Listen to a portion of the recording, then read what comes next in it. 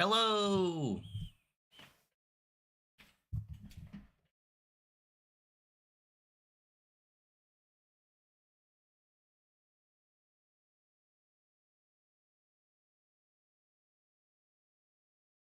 Welcome in, welcome in. Um,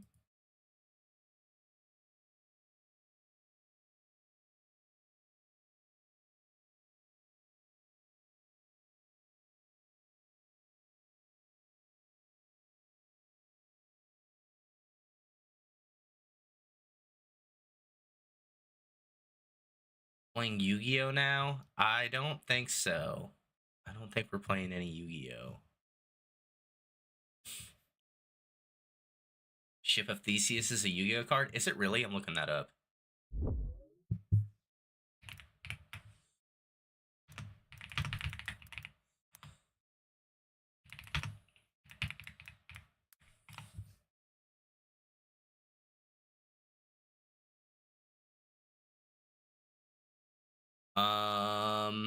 Are these both real? Ghost Ship of Theseus and Sea Monster of Theseus?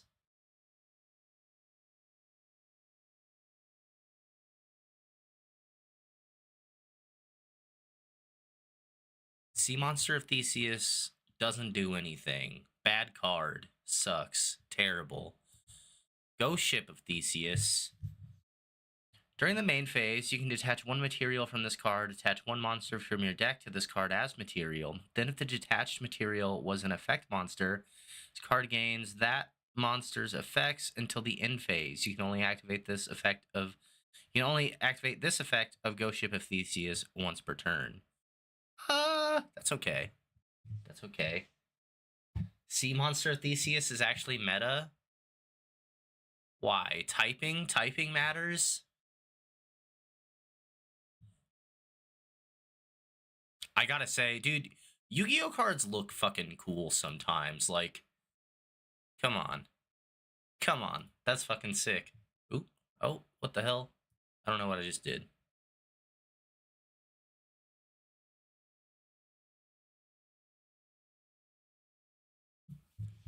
No, so if you are new here, hold on, let me start recording. I always forget to record this part. I like to kick off streams with a little thought experiment. This one, I have kind of been avoiding it for a little bit just because it's like more of a popular one, but it's a classic. We've got Hobbes, the Ship of Theseus, and Parfit's teletransportation problem. I don't think. Oh, the teletransportation is more down here. We're actually not going to worry about that. We're just going to talk about the Ship of Theseus today. So, if you don't know the Ship of Theseus, it says there's a very well used boat. During the life of a ship, parts break down and are replaced. The mast, for instance, is lost in a storm, and so they get a new one. Some of the wood rots and is replaced with fresh timber, and the bolts and nails holding it together rust away and are replaced with fresh nails. Eventually, none of the original materials that made up the ship are there, yet the boat still sails, same as ever. Is this the same boat or a different boat now? My thoughts on this, and it kind of alludes to like the main point of this is like, well, our cells break down and we get new cells as we live out our lives. Maybe one of the things that I like to think about is like how many limbs or parts of a human body could you replace before you stop being you? And I would argue that in both the human body and the Ship of Theseus, it is more so the name of the ship and the personality of what the ship does. Same with the human body, that makes it the Ship of Theseus or not. So I think the Ship of Theseus is always the Ship of Theseus because it is used as a boat, as a vessel to sail across the ocean, and that is what we call it. In the same way that if I were to lose all my arms, all my legs, I get donor organs, completely. Maybe some of my parts are cybertronic. as long as my personality is still there, as long as people still call me Chris, then I think I continue to be Chris. And this website's really cool because it has this little poll, and I'm gonna submit same ship on this little poll and see what everybody else says. And it's about a 60-40 split, which is pretty fun. Almost 5,000 votes.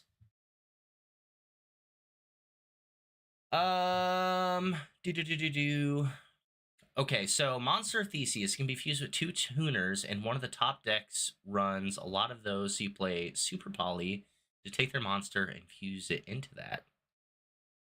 Very cool, very flavorful too, just like taking different parts of the of the card and calling it the same card. That's actually really fun. Leaving you on in the background while I watch Yu-Gi-Oh! GX, I hope that's okay. That is totally fine. If you haven't put me in the background yet, what part of GX are you on?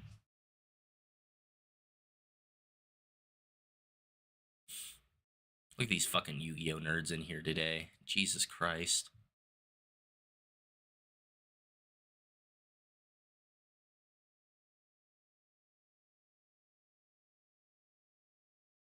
Toward the end because you've been skipping around. Hell yeah, dude. I fucking love Yu-Gi-Oh! GX. It has one of my favorite theme songs in all of TV shows.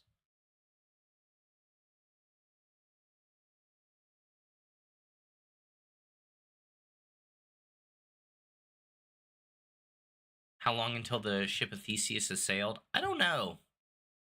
I don't know. Let's look that up real quick.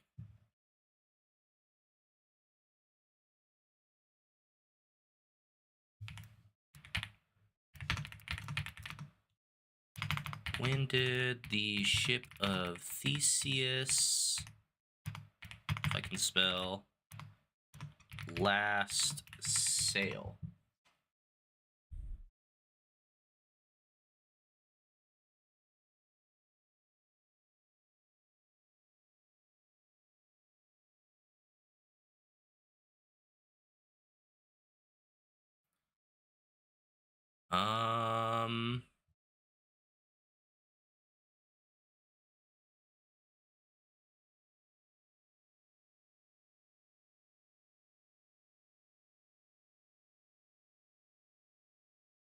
I don't know. This is only talking about the philosophical implications. I just want to know. I just want to know when that boat sank.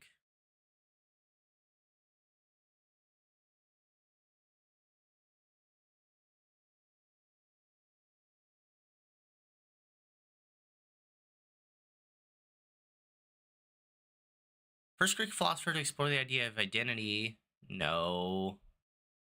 I don't care about the identity of the boat anymore. On a site to watch it subbed because it's not available in Japanese anywhere besides Crunchyroll. Crunchyroll are Zionist. Fair.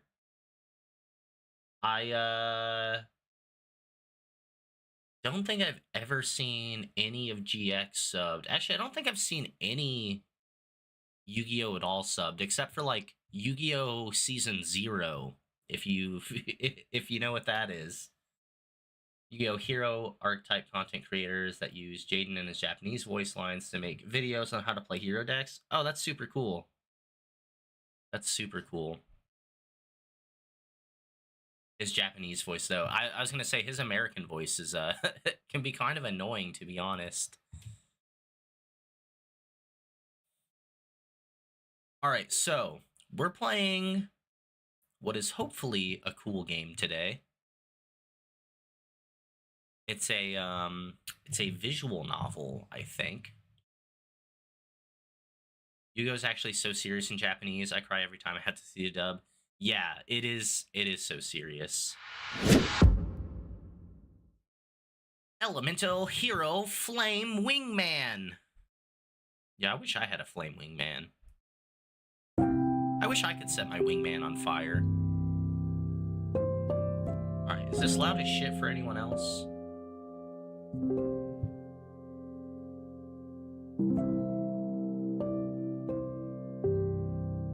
Music goes hard, though.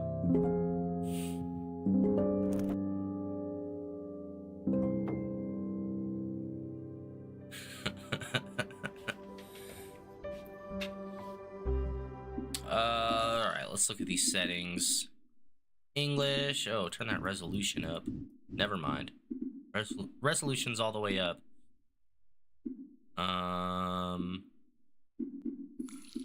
Sound. Probably good. Controls. Oh my god. There's so many fucking controls. Other. Fix blocked progression. I don't know what the fuck that means. Well, I guess settings are good.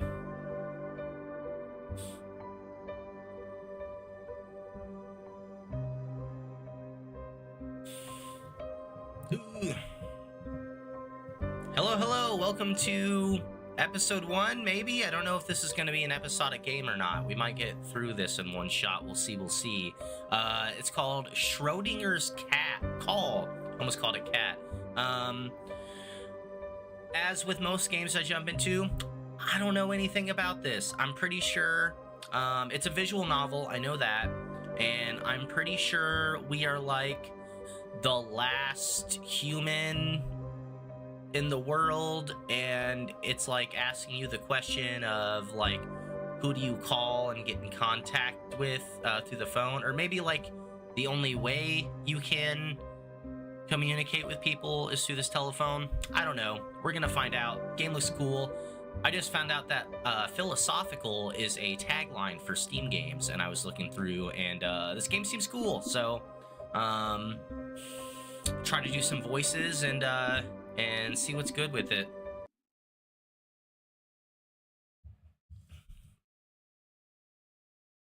Oh, flashing lights warning. Need to remember to put that in the edit. Game supports autosave. While saving, an icon will be displayed. For the best experience, we recommend playing with earphones or headphones, allowing you to enjoy a deeper sense of immersion. Hey.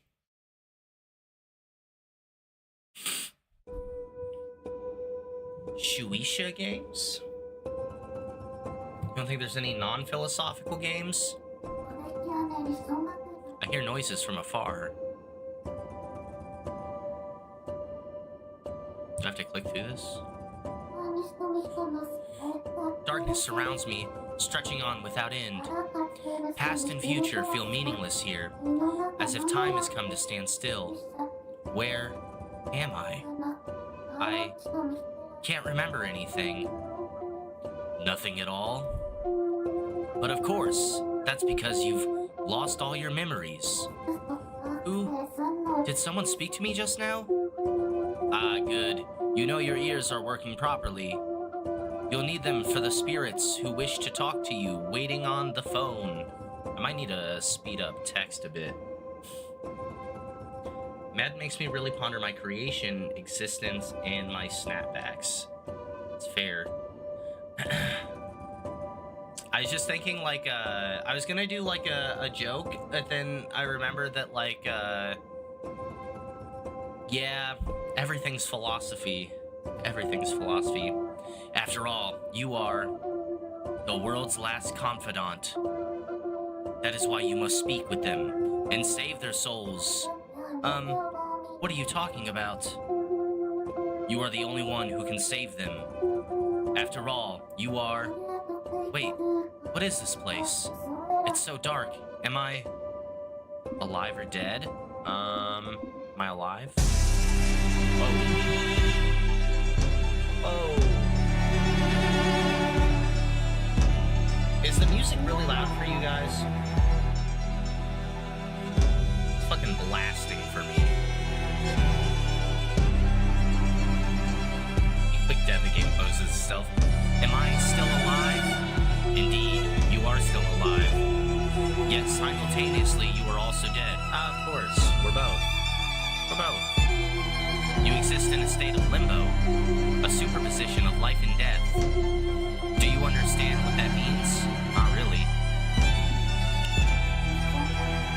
Not a clue. Well, I expected as much. You needn't force yourself now.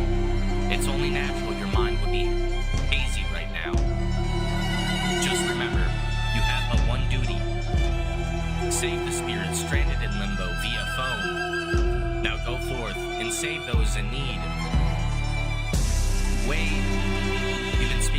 this whole time, but who are you? Let's ask who are you?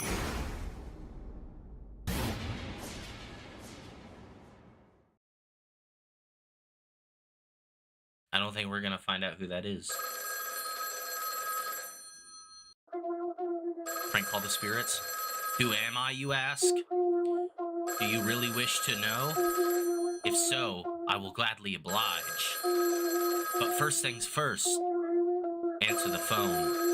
Only then shall I tell you my name. Alright. Do nothing. Why should we listen to this strange fucking voice?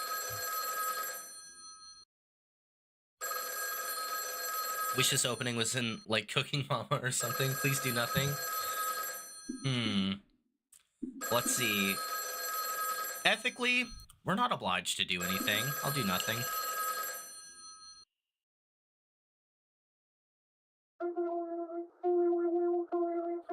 Oh, what's a cat sound like? Oh dear, one moment of hesitation and they've already hung up on you. You kept them waiting too long. No wonder they gave up. Hello? Are you there? Do you hear me? I'm talking to you, Mary. Mary? Is that my name? Mary? Indeed it is. It's what everyone calls you. Mary is, without a doubt, your name. Although, even that doesn't seem to be ringing any bells. You really don't remember anything, do you? No matter. Mary, keep a close eye on this phone. Everyone on the other end is counting on you to answer. They all want to talk to you very much. And that is why you must begin. Or so I say. You have no idea what I speak of, do you?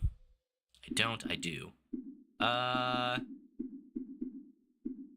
mean, I think I get it. It wants me to answer the phone. I get it. Yes, I know what to do, I think. Mary, you needn't lie to me. I know you don't know. You are the world's last confidant. The world's last. Yeah, what do you mean by that? Wait, I don't understand. What do you mean the world's last? I can't remember anything. This is all so confusing. Calm yourself, Mary. Do not fret. I'm certain your lost memories will return in time. Besides, hold on, can I need this text speed to go. Instant. We have more important matters to discuss. Come now, listen close. You think the cat was a strange voice?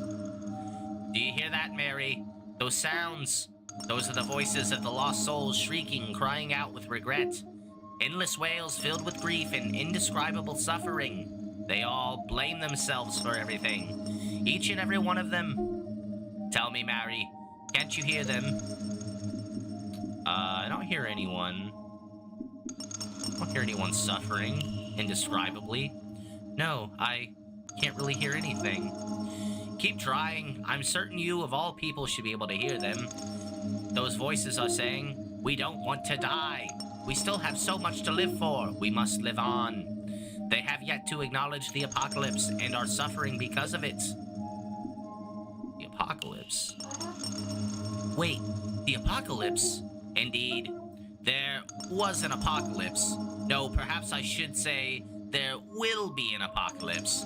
There's going to be an apocalypse? When? In 21 nanoseconds. Yes, everyone will die in 21 nanoseconds, or you could say they are still alive for 21 more nanoseconds. Mary, can you comprehend how long 21 nanoseconds is? It's pretty short. A nanosecond is a mere 1/billionth of a second. It's so short that you don't even have time to think of your loved ones before you perish. This world can no longer be described as either dead or alive, only both. A world trapped between two concepts where its people can neither reunite with their loved ones in life, nor be grieved by their loved ones in death. I'm sorry, I really don't follow. Okay, I get it now, Mary. I'm getting it. When the world happened. Why am I here? What happened to me? Mary, it's only natural that you cannot grasp the full picture at this point. We must first restore your memories and those of the world, one step at a time. And your first step, why not begin by answering the phone? What's the point of that? I'll say it once more. You are the world's last confidant. But what does that even mean? Now, pick up the phone and place it to your ear. Alright, we can't do nothing anymore. Let's go.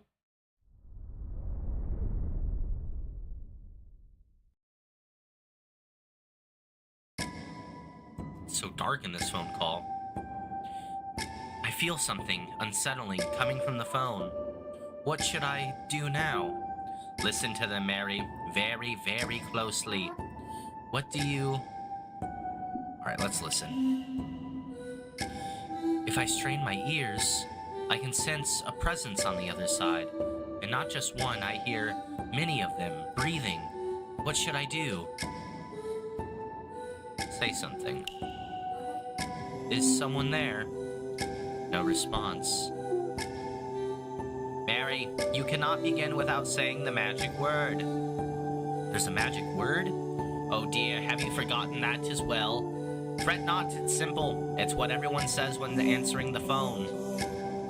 Hello? Moshi Moshi.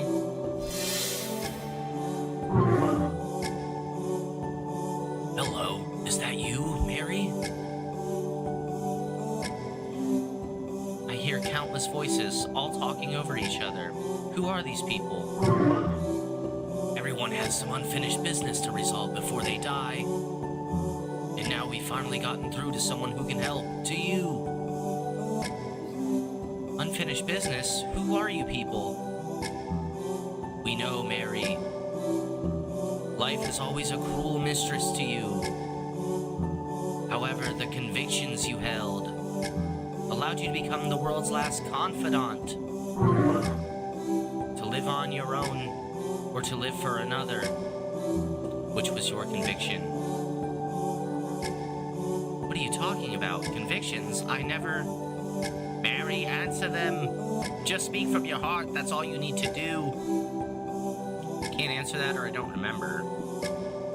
I guess I don't remember? But I don't remember. No, Mary, if you cannot remember, then say what you feel now. What's that supposed to mean? Come now, tell us your convictions. Okay.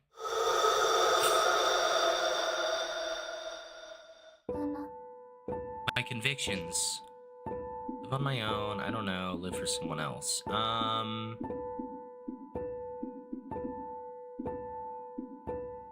say live for someone else.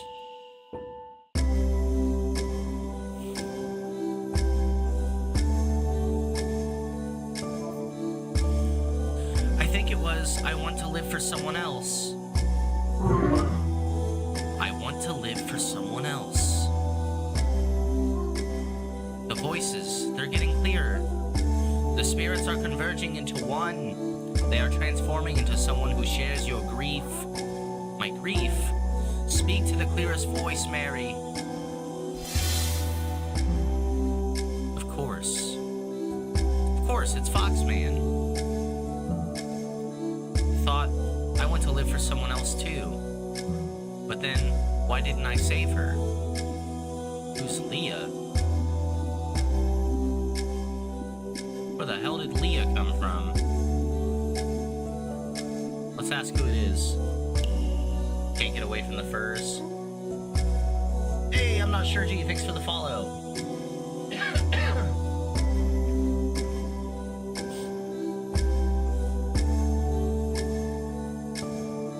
Is it Leah or Laya? Who are you pretending not to know? Guess it's not time for us to meet yet. Oh? Please just listen to me, will you? In my life, I also believed I want to live for someone else just like you. So then why did my husband, Cyrus, abandon me? I don't know, man. Cyrus is a piece of shit.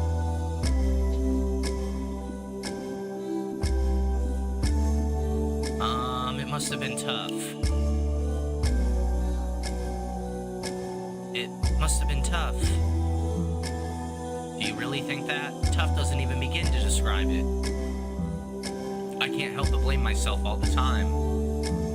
I suppose you and I aren't ready to meet. Not me. Don't worry, I understand what you're going through. Our most tragic memories are alike, after all.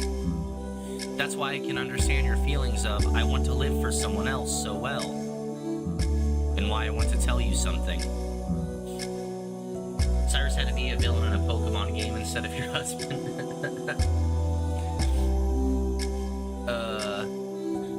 I once did something so despicable the whole world refused to forgive me. Oh shit, what'd you do? And so, even though I was his mother, I couldn't be with him. Then one day I realized something. I could simply pretend to be someone else and give him a call. Give him a call that way. You catfished your son? Made up my mind then. To no longer wish to live for someone else. So yes, Mary. Our most tragic memories are alike. We get one option. They are. Yes, our memories of family. My saddest memories are of my family. So it must mean your saddest memories are also of your family, right? My family, I don't remember them, I do remember them. Am I supposed to be answering, like, personally here?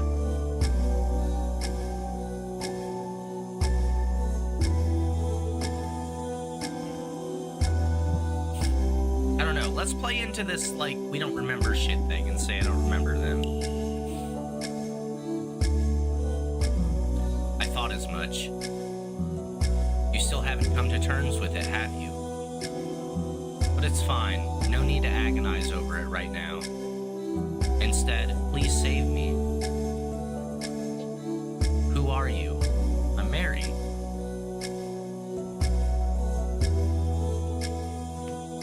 I can't click through this. Do you remember your family? Some of them. Oh, I'm supposed to click on this. I'm an idiot. We're asking them, who are they?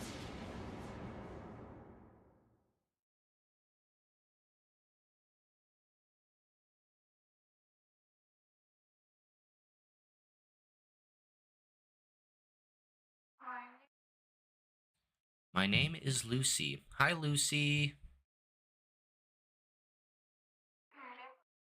You and I share the same grief. Specifically, the feeling of, I want to live for someone else, as you said.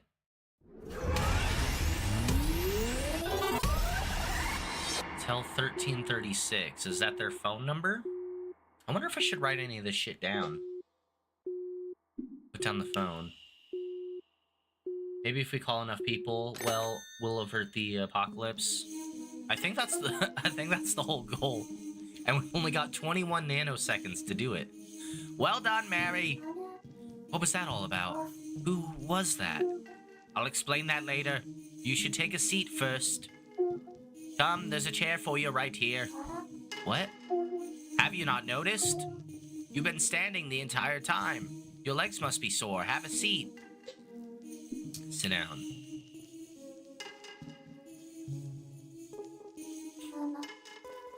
This chair is surprisingly comfortable.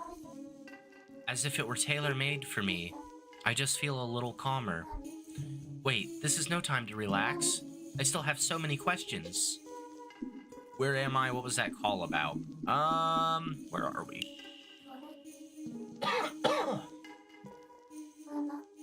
Why am I sitting here alone in a windowless room? Or, well, not alone. I suppose there's someone else in here with me. A mysterious cat I can't make heads or tails of. He's been staring at something this whole time. Huh. I guess we just click both options. What was that phone call? I heard all these different voices from the other end of the line. They all sounded so terribly sad. This cat. The phone. The cat cat probably knows something. Cat? Meow meow? There's still a lot I don't understand. Hey, are you listening to me? I am listening without listening. That is the sort of creature I am. Huh? Can you stop speaking in riddles? Now, no need to get upset. I'm sure your head is bursting with questions right now. I can answer all of them true, but I don't believe you are ready to accept any of the answers at this time. Besides, you should focus on what's to come. And what would that be? That would be the next part of your duty as the world's last confidant. You must save Lucy. Sorry, who's that again? Oh, come on, Mary. The lady whose existence you defined earlier. Lucy is her name. I defined her? Sorry, you've lost me again. Mary, listen. It is not necessary for you to learn the rhyme and reason behind every little thing. You are here to figure out why you are you. That is all. Now, with that being said and done, give Lucy a call and save her. Call Lucy? Me? How? What am I supposed to say to her? That will be for you to decide. I'll be disappearing for a while. Oh, wait, hold on. He just disappeared. Bye, kitty. Who's Lucy in this phone? Or we could try to hit Cat again. What happens if we hit Cat? Cat's not here anymore. He just left me to fend for myself. Alright, who's Lucy? That cat told me I should give her a call and save her somehow. Can I actually get through to her with this phone? Lucy's number. It feels almost familiar somehow. And this phone. This phone on the desk. I used it to talk to a crowd of strangers earlier. They sounded like they were in such agony, and they kept hounding me for an answer. To live on your own or to live for another? Which was your conviction? What did I say again? Live for someone else. Right, that's what I said. I want to live for someone else. Then one of the voices became much clearer, a woman's voice. I think she was the one who asked me to save her, so that was Lucy. Huh? Huh? What's this? It's a notebook. Where did it come from? Ooh, tab for notebook? Even though I was his mother, I couldn't be with him. I have the same grief. Something's written inside. We share the same grief. I just read that. Did I write this? No, I don't remember doing such a thing. It seems there's more on the other pages. Let's see. Turn the other pages using Q and E. Okay. Okay, we don't need to write the telephone numbers down. Lucy, 1336. Is this what I think it is? Phone. So I have to call Lucy? I don't like the sound of that, but if I must... Let's see, what was her number again? I should check my notebook. Yeah, I know what her phone number is. So I just need to dial 1336. 6, 7, 6, 7.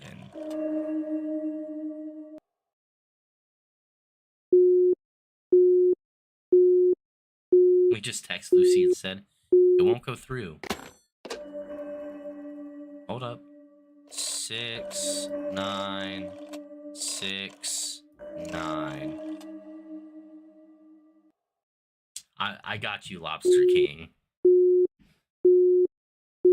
Fuck. Surely there's gotta be like some Easter egg in these 4 numbers, right? 0, 4, 2, 0.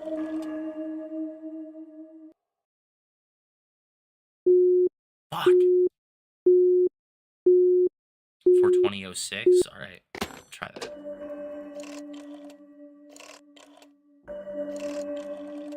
426.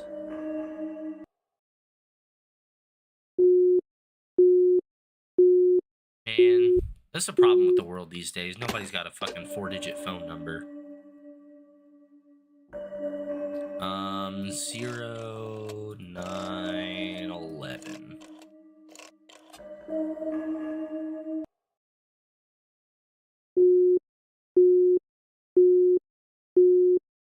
voice answers and it says, "They hit the second tower." All right. Oh yeah, there is. We're trying. George Bush pick up. Yeah, 1336. I wanted to try some other numbers first. Oh, Lucy! Did the call go through? Or has it not connected yet? What should I do? We gotta say hello. Don't be scared, just say something. Hello? Moshi Moshi. I hear something. It's someone's voice. Hello? Nice to meet you. And who might you be? I just realized I'm using the same voice for both of them. Come to think of it, who am I? Mary. Mary? Yes, your name is Mary. Is it though? I'm not really sure myself. I'm Mary. Yes, Mary. I've been waiting for you to call for so long, and now you're finally here. I'm so glad I didn't give up. I waited and waited this whole time. I had faith you would call me eventually. She was waiting all this time for me to call? Is she Lucy? Okay, I guess I'm gonna say I know you. That sounds so fucking creepy. I know you. You must be Lucy then. That's right. You have no idea how happy I am to hear you say my name. Say, Mary, you're a world's last confidant, right? What do I say? What does being the world's last confidant even mean? What am I supposed to do here? Mary, I wish to speak to you. Come, let's have a chat. Oh, okay. What should I talk to her about? About her. Are we in the same boat? Is Lucy suffering from amnesia too? Lucy, do you not remember anything either? Is there anything you can remember? A few things, but there's also a lot that I can't. Then, could you tell me everything you do? Of course. When I woke up, I was in this dark world. I was so disoriented, I couldn't tell left from right or up from down, or even whether I was dead or alive. And then, suddenly there was a phone in front of me. Before I knew it, I'd already picked up, and I heard a girl. What did she say? Oh, right, it was... Who are you?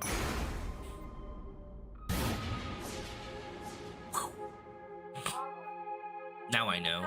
That call, it was from you. Mary, you defined my existence. That's why I'm here, able to talk to you. I'm not really sure how to explain it myself, but Mary, what I do know is this. We have something in common, I'm sure of it. What should I talk to her about? I guess about myself now. People keep calling me the world's last confidant, but I have no idea what that means. In fact, I have no memories at all. Excuse me. Sorry, I barely even know where to begin this conversation. You've lost your memories. I can relate. Mine are slowly disappearing as well. Precious experiences, precious people. They're all slipping away from me little by little, but that's why I need you. Me? For what for? The thing is, Mary, by talking to you, I feel like I can keep my most important memories from drifting away. Important memories? Like what? Like catfishing my son. That's, no, I cherish them so much, how could I have already forgotten? Don't push it, I'll wait for you to remember.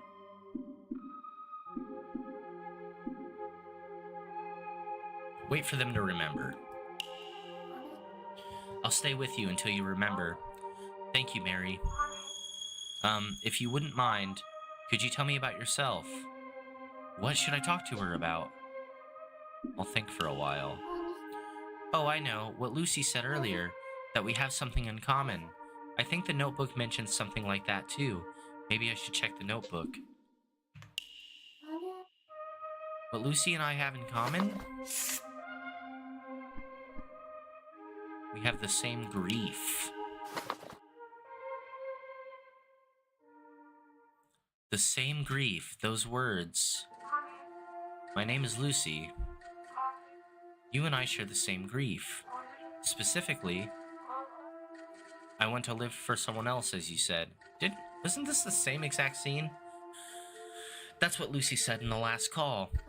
Maybe I should ask her something. Lucy, when you said the same grief, what exactly did you mean? You see, Mary, you and I have experienced the same kind of pain and suffering. Remember what you said on the phone, that you chose to live for someone else. Did I say that? Yes, you did. And I felt the exact same way. Even though we'd never met before, I felt this connection of sorts, like we bonded over our shared misery. I believe that's how you defined my existence, and that's why I believe you can resolve my unfinished business. Could I ask for more details? What is your unfinished business exactly? My unfinished business, it's, what was it again? I seem to have forgotten. Oh dear. Sorry, maybe I shouldn't have asked you. You don't have to answer. I keep forgetting. Everything important to me. Oh. Are you perhaps William? Me? William? I'm sorry, I don't know who that is. William. You're William, aren't you? No, I'm Mary. No, you must be William. Admit it. Admit you're William. Oh no, Lucy's convinced that I'm someone named William. Lucy, please calm down. I'm sorry, but I'm not William. I don't even know who William is. All I can gather is that there's someone very important to you. Stop. Just say it already. Say I'm William. Please, I'm begging you. Oh no, how am I supposed to answer that? It's like, I think you should leave skit. Say you're William.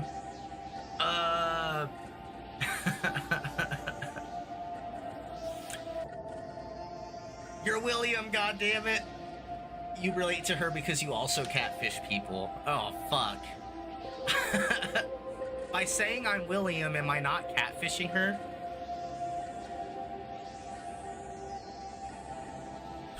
William Simulator.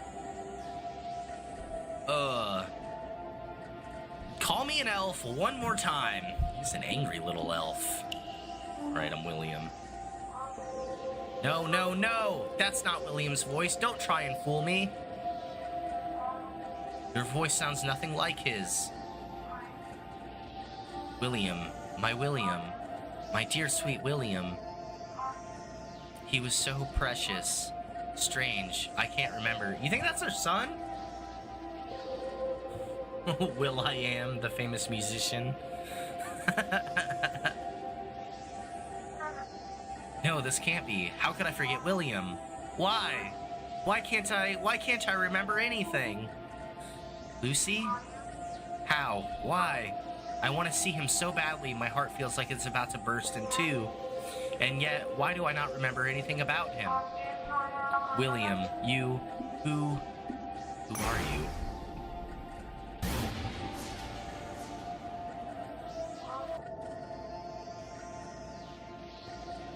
Mary, please, tell me, who's William? Calm down, Lucy. What do I do? I think William is Lucy's son. Friend, son, no father. No, it's her son. It's... Even though I was his mother, I couldn't be with him. Now I have the same grief. Dude, it's gotta be her son. The son that you catfished. His name was William. Lucy, William is your son. I'm sure of it. My son! Yes, that's it. William is my son. Mary, please tell me. Why is this happening? Even as we speak, my memories of William are fading. I'm trying to hold on to them, but they keep slipping away like grains of sand. Mary, please, tell me what about William. Anything will do. Anything? That just makes it harder. Well, you catfished him.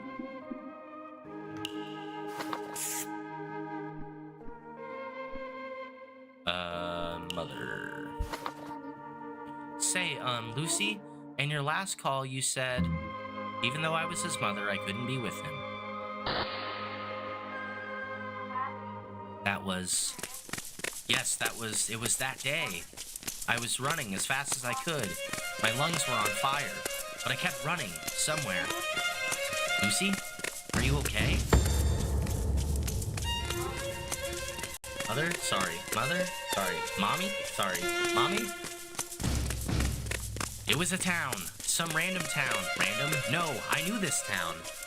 Lucy, did you remember something? Why, yes, Right, I was trying to escape. I was running for my life. What were you running from? From the eyeballs! Their prying eyes, all staring at me. I had to hide. Everyone in this town was staring at me, judging me. Just like a paranoia? Or was like the town actually like after her? The whole city? Why? Why? Because I sinned. I committed a grave sin. I wanted to escape their judgment, so I ran and ran and ran until I arrived somewhere. Where was that? The place I went to, it was a phone box.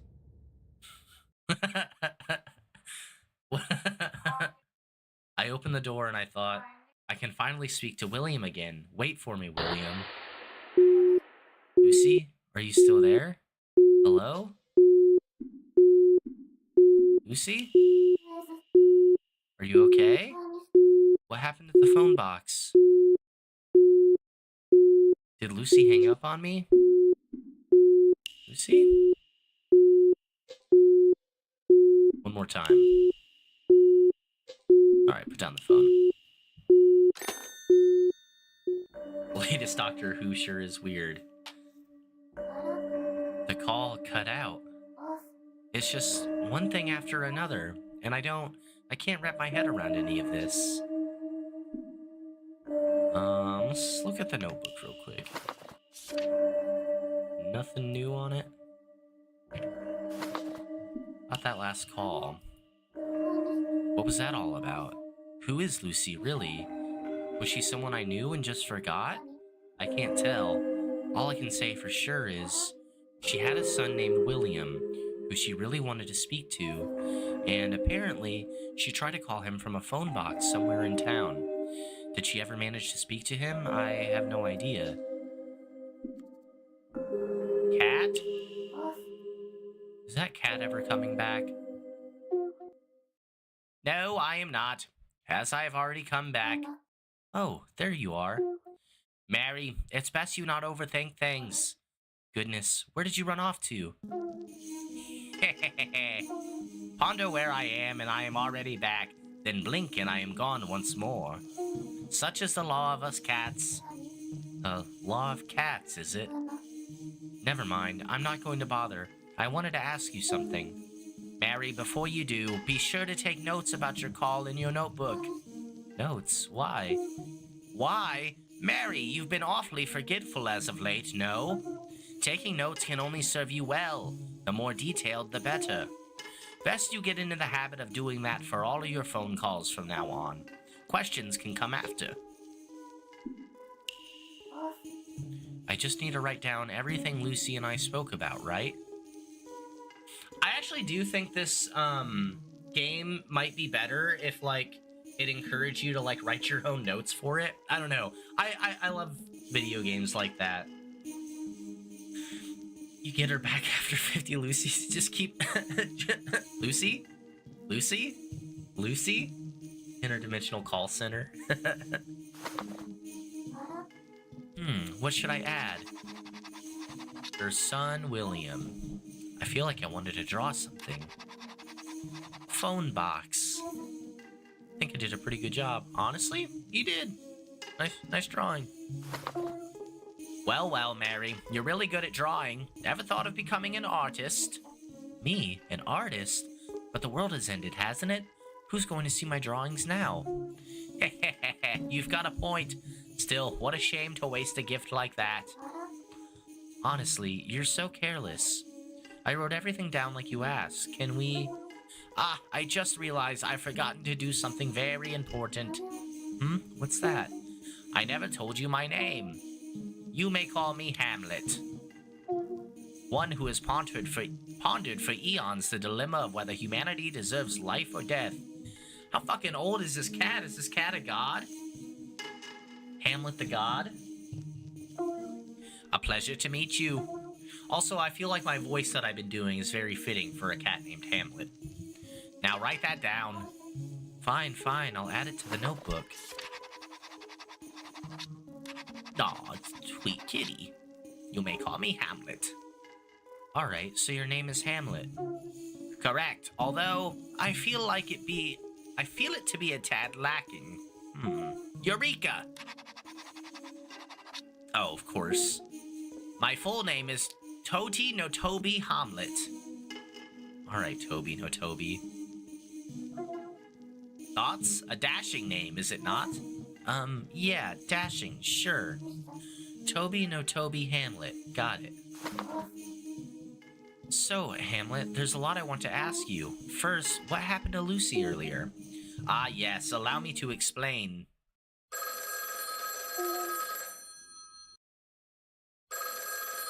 Oh, but first, answer the phone, Mary. Lucy's unfinished call, that is, the final call of her life, will begin soon. Hey, yo? The final call of her life? Should I really answer it? Indeed.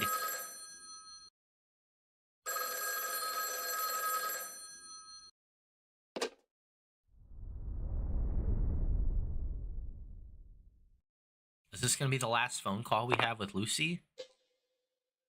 Hello? There's no response. Mary, can you not hear something on the other end? Sounds like running. Is something there? That sound, could it be someone running? Is that the sound of someone running? Indeed, those are Lucy's footsteps. Lucy. Yes, it was that day. My lungs were on fire, but I kept running. Upon arriving at the phone box, she made the final call of her life. And the person she called, was it...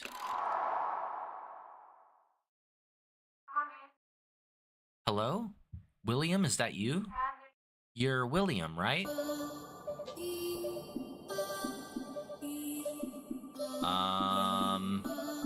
I'm Mary. No option to call ourselves William this time. If you let it ring, she'll live forever. Now he's answered the phones, he's doomed her. Oh no. All I had to do was not take her phone call.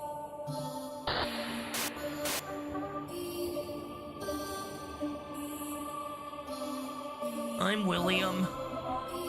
William! That's me, but who are you, miss? You're a stranger, aren't you? Papa's not going to like this. He keeps telling me, never give strangers your name. Don't worry, I won't tell him. Really? Okay, can I hang up then? Oh, wait. I can't talk to you. Papa's going to scold me. Don't hang up. I can talk a bit more.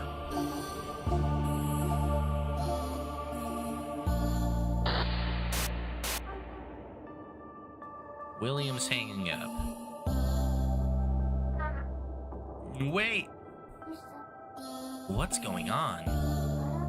I'm trying to speak, but the words won't come out. Mary, calm down! This is a recreation of a past call. What you are currently listening to is the final call between Lucy and William. What does that mean? Indeed, there's only one thing you can do. Listen to the conversation from William's side in silence. I can only listen? William, wait. Please don't hang up. Let me hear your voice a little longer. Are you outside right now, miss? I can barely hear you over the noise. Yes, I'm calling you from a phone box. A phone box? Why, miss, who are you? I'm Aunt Kathy, don't you remember? It's me, Aunt Kathy. Aunt Kathy? You know, Lucy's friend, Kathy. Oh, Aunt Kathy. You're the lady who's always gave us apples. Yes, you remember me. Good boy. Did you need something, Aunt Kathy? I was asked to deliver a message from your mama, Lucy. From Mama? What is it? Lucy wanted me to tell you something. Mama? What would Mama ever want to say to me? William, listen. Lucy finally got out of prison today. She asked me to pass on the good news. So she's talking about how all these people are watching me because I sinned. I'm pretty sure in our first phone call she said that she did something like unforgivable. I'm guessing that is what she's in prison for. She's finally out of prison. Lucy, your mama, she really wanted you to know. Huh? Aren't you happy? Don't you want to see her?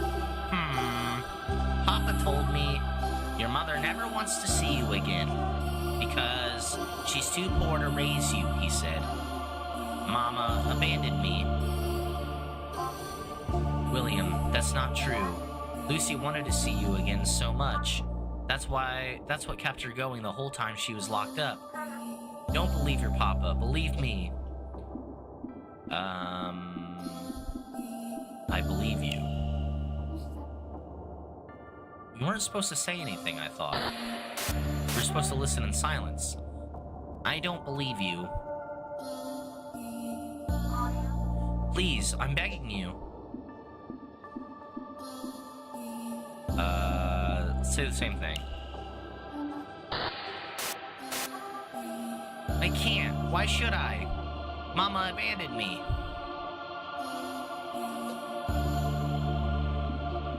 Wanted to be with you all along. No, Lucy. Wanted to be with you all along. No, Lucy wanted to be with you all along. Mary, it's futile. You cannot answer on William's behalf. The past cannot be changed.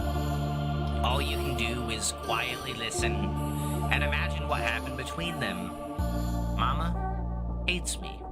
Papa said so. So you choose him over me.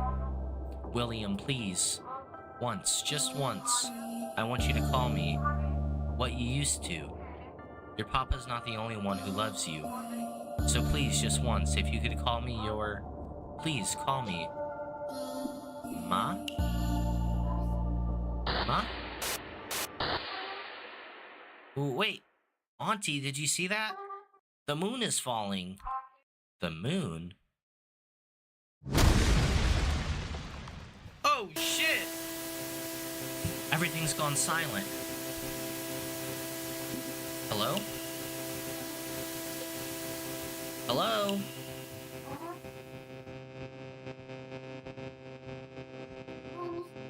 In that moment, the moon fell to our world. Lucy, are you there? Please answer me. And all of humanity was turned to particles, except for Mary. William, are you still there? William? Can you hear me? William! Lucy? What's the matter? Did something happen? Hello? Hamlet!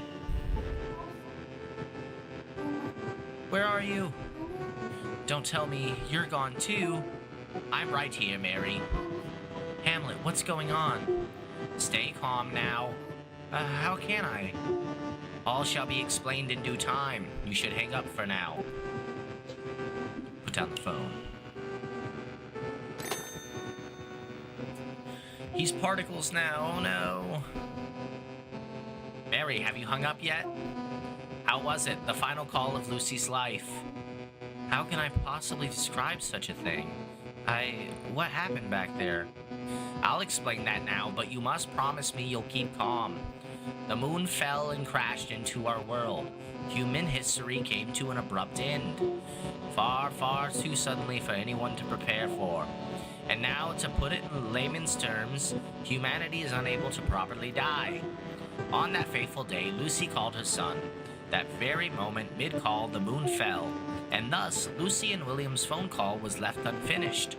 Such instances are fittingly named unfinished calls.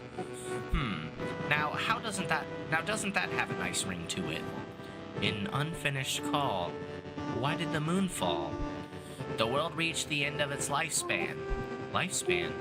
Indeed, believe it or not, even the world has a finite lifespan. You understand, no? Be it human or feline, when the time comes, they die. The world is no different. It had reached its time, thus it ended.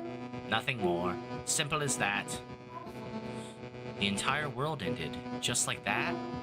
Yes, just like that. Do you understand now? I can't believe it. I can understand what you're saying, but I'm still having trouble believing it. But strangely, I don't feel sad about the world ending. I never wished that it would go on forever or anything like that, truth be told. Well, not that I blame you. Such is the way of the world. Is there anything else you wish to ask? There was,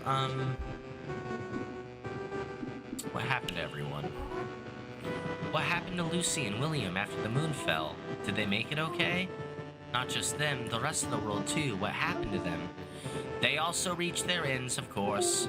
The moon crashed directly onto the planet. No one could possibly survive that.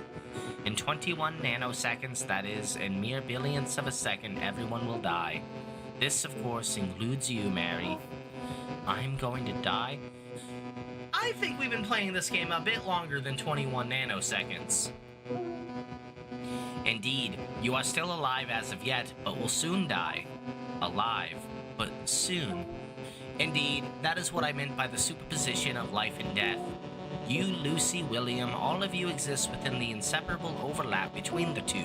Does that make sense? About Lucy. The apocalypse, is that why Lucy's suffering? Mary, she's in the same situation as you. Lucy does not grieve over the coming of the apocalypse. For that pales in comparison to the other matter weighing on her mind. Really? What could be worse than the apocalypse?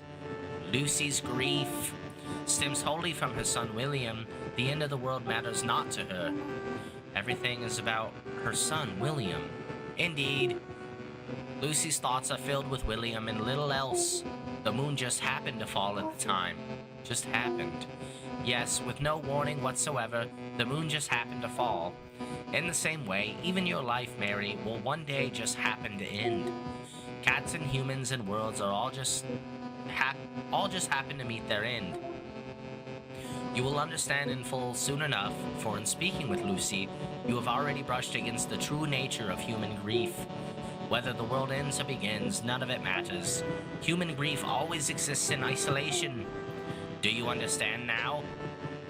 What happens next? You will be continuing your duty, which is to stay in this room and continue answering the phone. Just as you did with Lucy, you will greet the spirits with unfinished business and continue to speak with them. That is all. I have to keep doing this? Needless to say, after all, you are the world's last confidant. Why? What for? Why not? What not for? There is neither reason nor goal in this. Listen closely, Mary.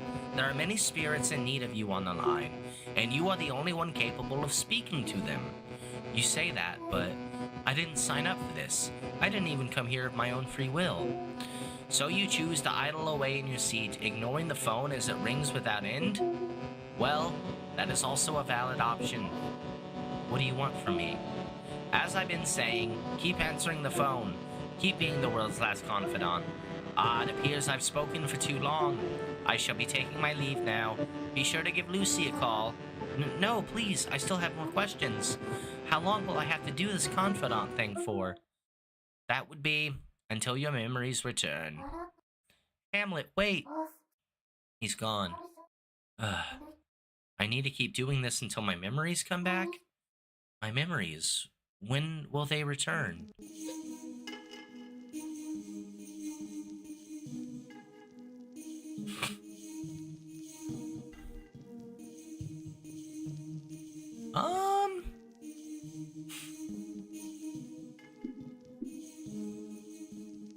I think I'm gonna end episode 1 of this here. Probably gonna jump straight into episode 2, but maybe maybe break the parts up into YouTube. It's been about an hour recording now, and that felt like a natural end to an episode, if you will. This game's really fun so far. I did see someone in the Steam reviews say that it's very, it repeats itself a lot, and I definitely see that. There's like a lot of like things that happened literally a few scenes ago, and they're like, hey, remember this happened? And it's like, yeah, I do get it. I do remember that. But I don't know. I think that's my only complaint of it so far. I feel like there's going to be a lot of different characters that we're about to meet through this film coming up next. And I'm excited for that. Not really super choice based, I want to say, but I did read that there's like multiple endings to this, so I think like how we are playing and answering some of these questions will certainly matter. Let me know what you were thinking of the game, and if there were any choices that you would have made differently. Would love to know which ones and why, and hope to see you back for episode 2.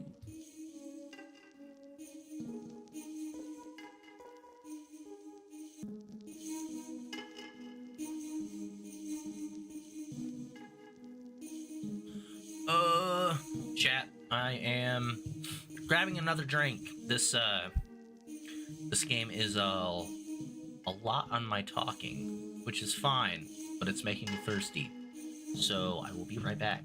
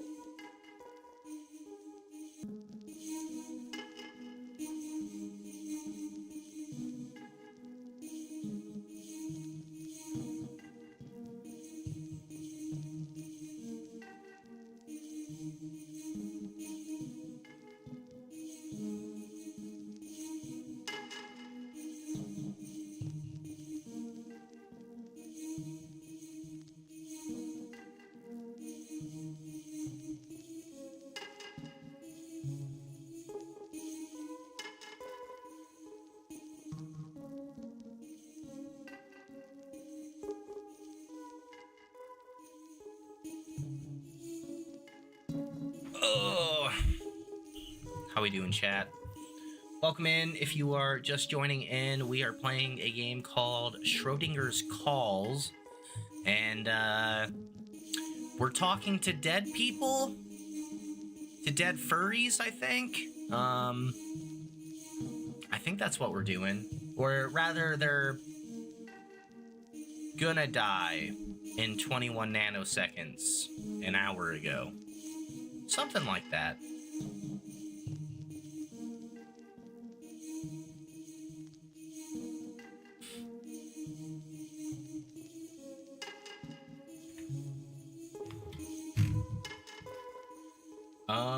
If you're interested in any philosophy for today, you can use command !! daily thought experiment.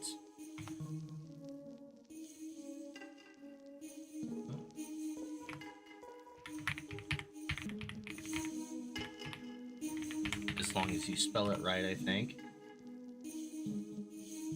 Also, I just put together a Discord server, exclamation point, Discord.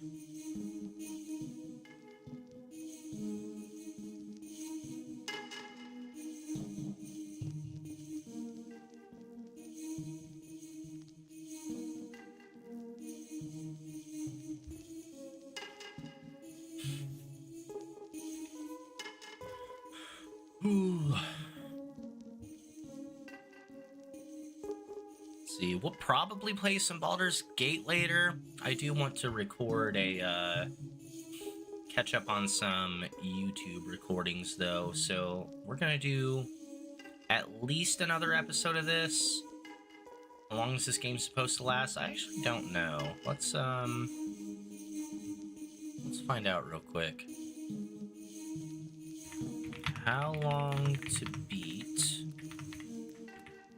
Schrodinger's call?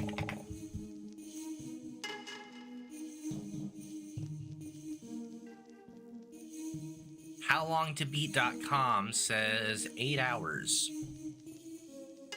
Pretty decently long game. I almost wondered if this was going to be like one of those like hour and a half long games when I got it.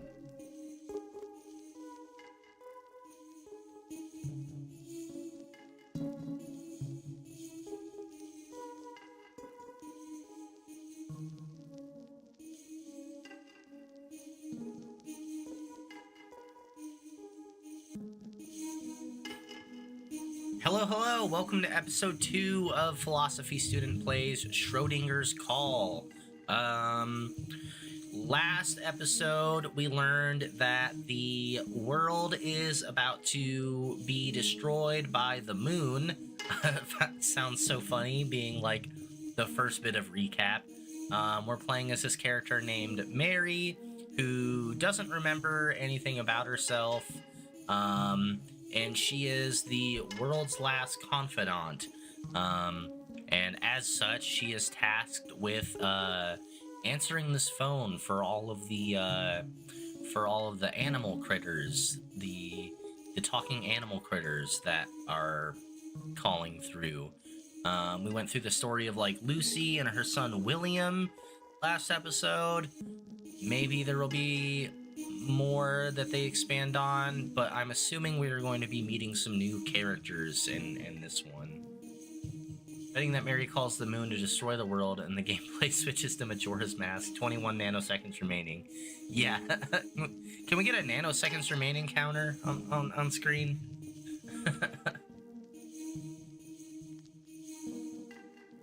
Okay. Let's take a look at Notebook, I guess. Oh yeah, we've got our cat friend named Toby No Toby Hamlet.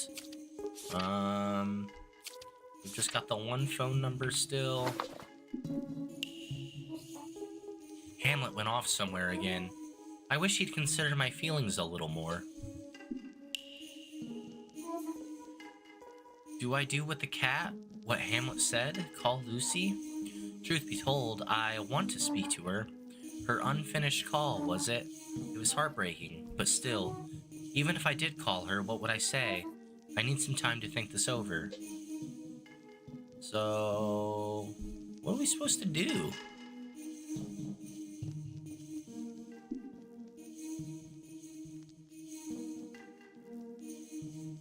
I don't think there's anything else to click on. The Notebook again? Before I call Lucy, I should go over what I know about her in the notebook. About William. Lucy has a son named William. He was the one she talked to in the final call of her life. Mid-call, the moon suddenly fell and crashed into our world. Huh, that's strange. His face suddenly popped into my mind. Fucking dorky-ass son. And I wound up drawing it, like my hands were moving on their own. Is this really what he looked like? Oh, pretended to be someone else. Something's odd here. When Lucy called William, she pretended to be someone else. She wasn't Lucy then. I think Lucy said her name was, Kathy. Aunt Kathy. Oh, that's right. Lucy told William her name was Kathy. Lucy said she was Kathy. I'll jot that down. There must be a reason why she pretended to be someone else. Could it be about William committed a grave sin? Oh, committed a grave sin. Lucy said she committed a grave sin. That's why she was sent somewhere. Somewhere was prison. Lucy was in a...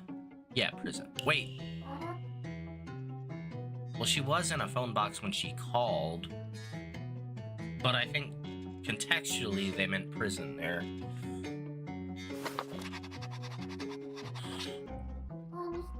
I'll jot that down. Oh, Mary loves jotting things down. So at some point, Lucy committed a grave sin and got sent to prison. That's why she was no longer living with her son, William. So then William, who did he live with? He lived with Papa.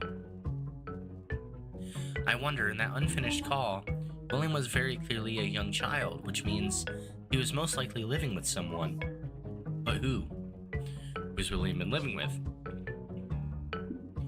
Also, like, some of these choices are like... like, just so obviously wrong, right? It's like, makes me almost curious what happens if you choose, like, the obviously wrong answer. William must have been living with his father, his papa, away from Lucy. I'll jot that down. Papa. Papa? What is this feeling? Oh, we're gonna talk to William's dad next, maybe? Saying Papa makes my heart ache. Ring! Could it be? Moshi Moshi.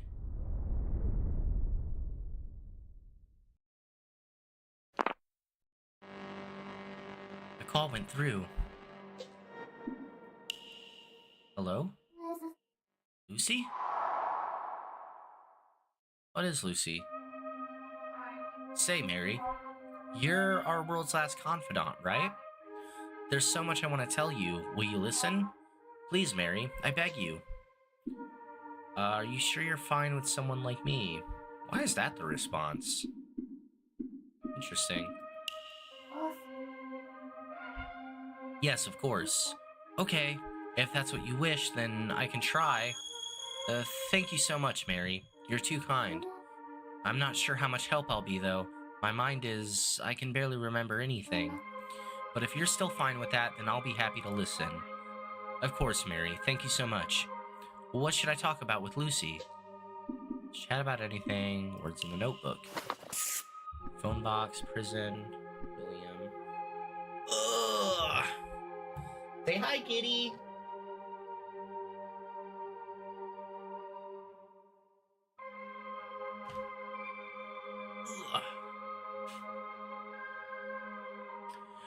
Ugh. I kind of want to ask about prison, to be honest. Is that a touchy subject? Surely no more than her son. And they kind of go, like, hand in hand, right? Sorry if this is an uncomfortable question, but did you go to prison, Lucy? Prison.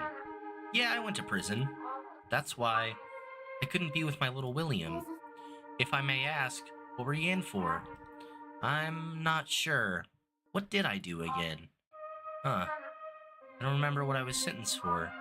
I assume I must have committed a grave sin. But what was it? I can't remember. It's fine. We can talk about other things. What should I talk about with Lucy? Phone box. Lucy, I have something to confess. Your conversation with William in that phone box, I overheard a bit of it. Phone box? Oh, that's right, I remember now. When I got out of prison, the only thing on my mind was calling William. That's why I headed straight for one of the phone boxes in the middle of town. Lucy, I was wondering, why did you tell Kathy you were... Oh my god, why did you tell William you were Kathy? Kathy? Ah, right, I remember now. Kathy was the nice lady who lived next door. A neighbor, that's all. And I selfishly stole her name for myself. I wasn't even that kid's fucking aunt. Mary, there's a good reason why I couldn't tell him who I really was. And that was... Is it not obvious? There's only one possible reason why. Huh. Wait, what was it? Why couldn't I tell my own son that I was his mother? What should I talk about with Lucy? Right, let's bring up William. What was William like? Oh, I'm so glad you asked. He was such a wonderful boy. Always so full of energy. A tad sensitive, but a sweet, cheerful boy nonetheless. And he always looked good, took good care of his things. He would never break them or throw them away when he got bored. He sure sounds like a wonderful boy. A sweet, cheerful boy. Treasures things.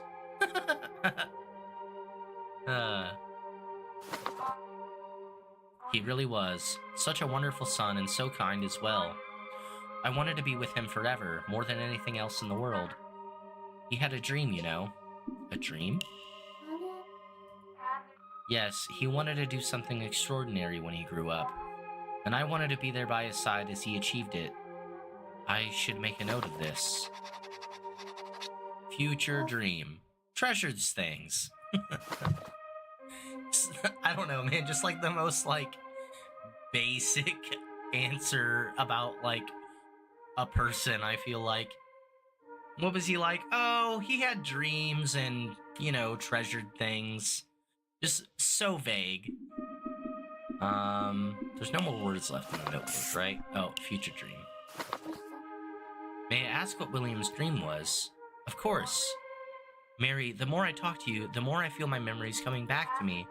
William loves gazing up at the stars. Mama, look, there's so many pretty stars in the sky. Mama, I know I've said it a million times, but I'm going to be a scientist, and I'm going to make an amazing plane that flies all the way to those stars. Like there, I'll fly to that big red star, and I'll bring back some red stardust back home. And I'll give it all to you, Mama. If you sell it to the pawn shop, you'll be rich for sure. Yeah, a scientist. I'll make you happy, Mama. Just you wait. William's dream was to be an astronomer. He really does sound like a kind boy. I should write about William's dream. William wanted to be an astronomer when he grew up. I'll jot that down. What should I talk about with Lucy? Okay, I think we have, exhausted the list here. Let's chat about anything. Lucy, feel free to speak your mind. Nothing's off the table between us. Thank you, Mary. I'd actually appreciate if you led the conversation for now. Will do. By the way, now that I think about it, I wonder, Mary, while I was serving my sentence, who took care of William? That should be written in my notebook. Papa. I think his papa was looking out for him. His papa, of course. While I was in prison, he was raised by John. John was a wealthy man who took custody of William in my absence. Have you ever heard of the Edison Hotel? He was the owner of that. The Edison Hotel. Yeah, it's a giant hotel with an owl logo. William would even call him Papa as if they were blood related. Oh, that wasn't even his dad. I see. So the owner of the Edison Hotel, a man named John, became William's adoptive father. I'll jot that down. Hello, Mary? Are you still there? Oh yes, I was still here, Lucy. I was just jotting some things down in my notes. Notes? Don't worry about it. Anyway, what was your relationship with John? I'd work as the cleaner at his hotel. Although it was only for a short while, I couldn't even afford food at the time, so I'd take the restaurant's leftovers and try to smuggle them out for William. But I got found out by another cleaner. John forgave me, thank goodness, but In return, he asked me for permission to raise William as his own? Huh? Huh? Yeah, my employee's been fucking stealing food for her kid. That's okay though, as long as I can take care of her kid instead. Just give her food, man. Just give her the food you were gonna give to the kid. He had no children and therefore no heir to inherit the hotel. Then one day he saw me with William, who apparently caught his eye. Of course, I rejected his offer with all my might. No matter how poor I was, I could never hand over my dear William. But since I was locked up after, John was allowed to take William in. Was John a good person? I believe John was a good person. You believe?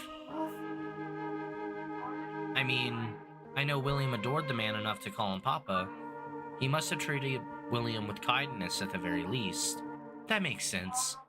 Mary, please, I wish to speak to William again. Is there any way? I'll see what I can find, but I don't really think so. I understand. I can't make any promises, but I'll try my best to find something. I'll see if I can convince Hamlet to help me. Maybe he may have a clue. Thank you, Mary. I'm counting on you. Mary, thank you so much. I'll tell William that I'm his mama this time for sure. Please call me as soon as you find a way. Promise me, Mary. Okay, I promise. Just hold on a little longer, Lucy. Put down the phone.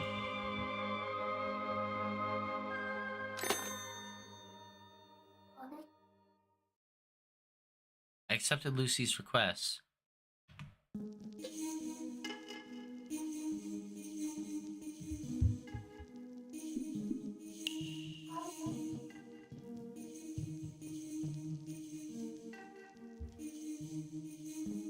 What now? I do want to grant her wish, but how do I go about it? What to speak with William? Okay, so Lucy wants to call William again. And this time she wants to tell the truth and convey her feelings properly. Maybe, just maybe, there's a phone number out there that connects to William. I could pass that number on to her and that would fulfill her wish. But who would know such a number? A certain animal comes to mind. Oh, Mr. Hamlet. Mary, your thoughts are written all over your face, but there is only one answer. What is it? Null. Null? What's that? Sounds dull. It means something that doesn't exist. There is no number that connects to William. You know, you could have put that in a nicer way. Do you not care about Lucy's feelings? You heard how much she wants to talk to William. Surely there has to be at least something we can do for her. How so? This phone already does so many strange and inexplicable things. So calling William wouldn't be out of the question, right? The answer remains null. You're being quite difficult, Mary. In that case, I shall give you one of Lucy's third-party numbers. Again with the weird terms. It will connect you to a person who had some form of impact on Lucy's life. Besides William, that is. Now come, choose someone to call. Why is Hamlet lit up? I kind of want to call John. Which is Papa, right? Or I could try to call her Aunt Kathy. Either one will probably know why Lucy was incarcerated.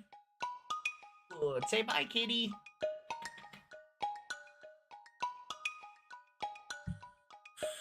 Let's go Papa John here. Famous pizza man. You wish to call Papa, do you mean William's father? Well, not exactly. I misspoke. I actually don't want to call his biological father. Now come, choose someone to call. Okay, so let's go Kathy then. You wish to call Kathy? Yes. Alright, here it is. 6331 is the number. The number is part of the web of connections between Lucy and Kathy's extended inner circle. Wait. Stop overcomplicating things. Who exactly does this connect to? Ahem. Do not fret the details. The great mathematicians of yore never did.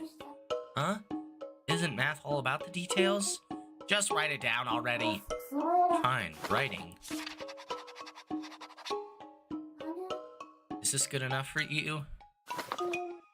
Mary, your handwriting, it's rather bold. I can write neatly if I want. Look at this page. I said I wanted to speak to William.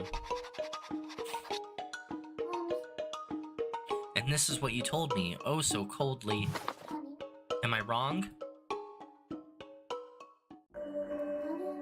So I just need to call this number. Just what is this number? 6331, that's Lucy's number, 1336 backwards. Interesting. Mary, are you going to try to call Lucy again, or do you wish to try 633? No.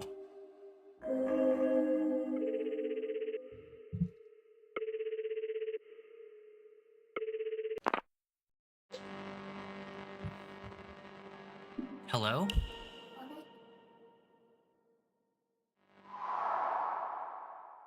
Ugh, I got cat hair in my nose.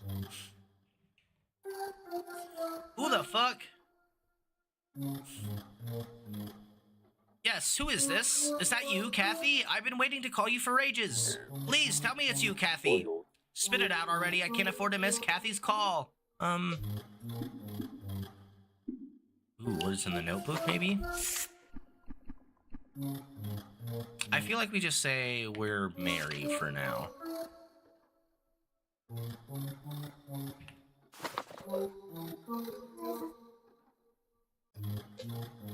I'm Mary.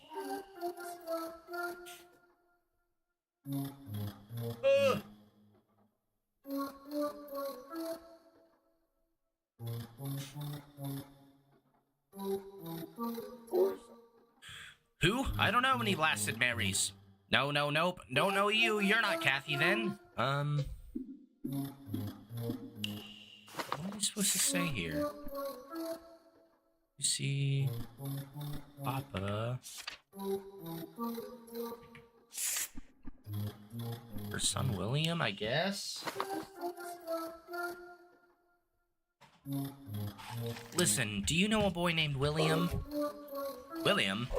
I don't know of any Williams. I don't care about anyone but Kathy. Nope, don't know you. You're not Kathy then. Papa? I guess we're just supposed to say I'm Kathy? Say, would you happen to be Kathy's father? Kathy was Lucy's neighbor who always brought her apples. Who the hell is that? I don't give a damn about no apple lady. Nope, don't know you. You're not Kathy then. Alright, I'm Kathy. This is Kathy. Oh, Kathy, I've been waiting for so long for you to call. Wait a second, you're not Kathy. Do you take me for a fool? Spit it out already. I can't afford to miss Kathy's call. Who's Kathy? Well then, may I ask, who's Kathy? How do you know her? Oh, you want to know, do you? Then pipe down and listen up, for starters. My Kathy isn't a person. She's a cat, my pet cat. I'm waiting on a call from my cat, Kathy. Ah, my poor sweet little Kathy. Where did you go?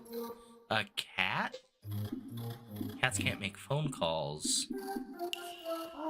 That doesn't make sense. Of course they can. At least my Kathy can. She's a smart girl. Who cares if she's a cat? I concur. Cats can indeed make phone calls. Oh. Sorry, being so slow. Quiet, you. Hey, what are you muttering to yourself about over there? I don't have time to be gabbling on the phone with anyone but Kathy right now. If you're hogging the line, what do you think will happen when Kathy tries to call me, huh? I won't be able to pick up. Enough of this nonsense. Goodbye and good riddance. No, wait. He hung up on me. Put down the phone.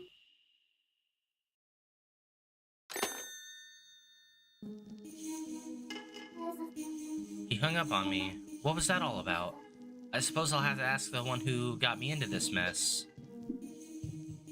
Oh, Hamlet. Welcome back, Mary. How was it? Your first call with a third party. Who was that just now? As I said, that was one of Lucy's third parties. In English, please. A person who has had some manner of influence on Lucy's life. That rude man? Really? Well, that one may have been a bit of a mishap. An unfortunate stroke of bad luck, really. A mishap. Luck is a factor in this. Then who in the world was I talking to? Well, given this and that, I'd wager it was Lucy's friends, relatives, neighbors, acquaintance, I suppose. A complete stranger, you mean? If I were to hazard a guess, the person you reached was some ambiguous blend of the concepts of Cat and Kathy and Papa. No matter. You'll simply have to keep trying that number. You'll be able to better pinpoint the correct third party with each attempt.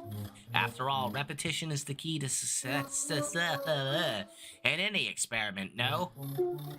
So keep dialing that same number. Am I clear? Okay. Remember, Mary, perseverance is key. 6, 3, 3, 1.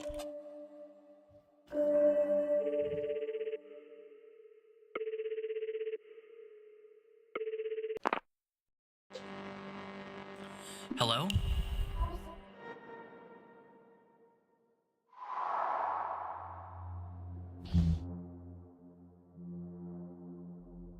Yes. Who's it?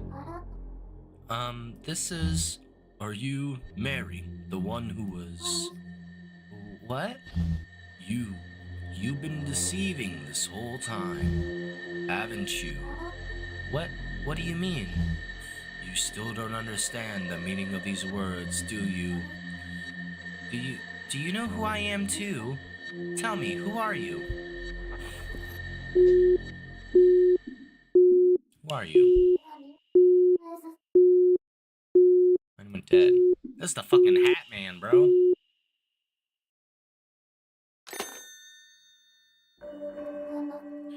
Where did that come from? Cat's gone?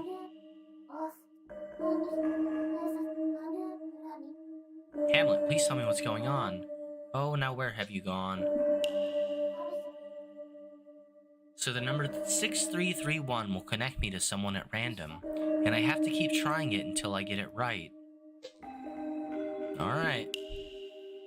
Back to it.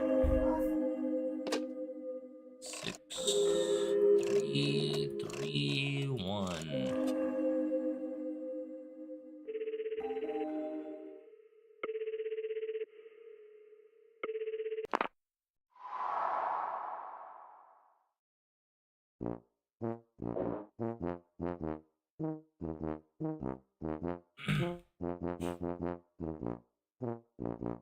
Hello, William, is that you?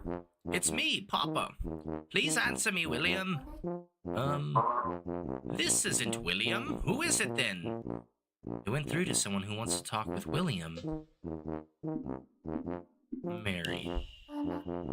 This is Mary. Mary, is it? I don't know anyone by that name. I've been waiting, you see, in this pitch-black room for William to call. Wait, please, I just want to ask you one thing. Are you John? Yes, that would be me. But who might you be? What do you know about me? What do I know about John? If I remember correctly, Lucy said John was the wealthy owner of was it a hotel? No, a prison. A phone box? I think I wrote it down in my notebook. It's the hotel.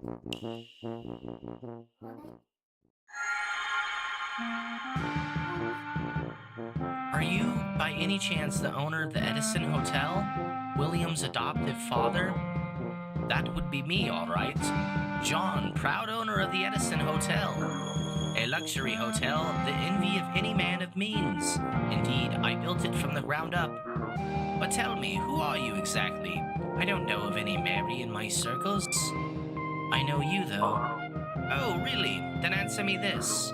Which animal is mounted in the lobby of my hotel? An owl or a lion? Mounted in the hotel lobby. It has to be an animal he likes, surely. It's an owl. Correct. I see. You must be one of my regular patrons. No, I'm not. No, not exactly. Lie if you must. Just humor an old man, won't you? Never mind. Right now, my only concern is William. Mary, if you know anything about William, anything at all, please tell me. My precious memories of him, they're slowly fading away. If I cannot speak to him, then at the very least, Mary, have you learned anything about William? Please, I need to know.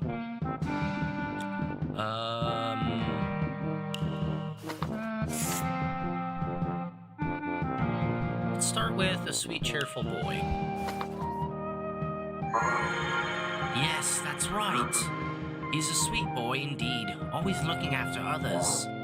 Anytime you are feeling down, he'd trot right up to you and give you the brightest smile you've ever seen. It wasn't just me. Everyone in the hotel adored that boy. Mary, have you learned anything else about William? Please, I need to know. He treasures things. That's what he does. Now that you've mentioned it, he did do that, didn't he? This would use up his pencils until they were this small. He says it like I can see him. Mary, have you learned anything else about William? An astronomer. That's right. William loved the night sky. I remember now. I wanted to do something special for him, so I said I'd build him a home planetarium. Oh, you should have seen the look on his face. A home planetarium? That's right. But William wouldn't let me. He said it's too expensive to build a private planetarium, so instead we ended up poking holes in a lampshade, and we watched the light shining through it together. Is William happy? Ecstatic. I hadn't spent a dime, yet Willie and I were happy as could be. I was shocked, that such a thing was even possible. How nice. Mary, have you learned anything else about Willie? Check the... Let's see, his mom? Do you know William's mother, Lucy? Lucy? Did you say Lucy? Yeah.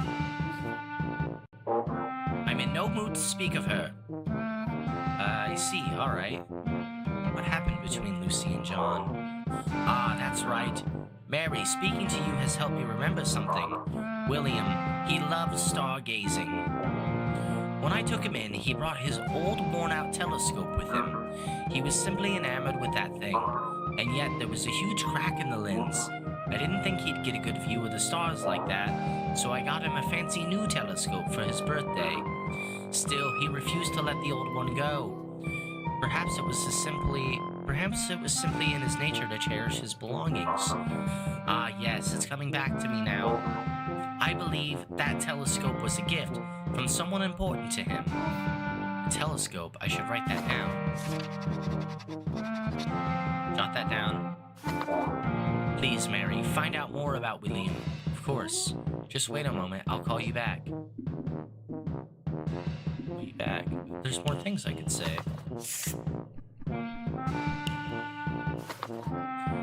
William called you his papa, didn't he? That's right. The first time he called me papa, I was over the moon, I tell you. Please, Mary, find out more about William. Is there anything else in here? Is William your son? That's right.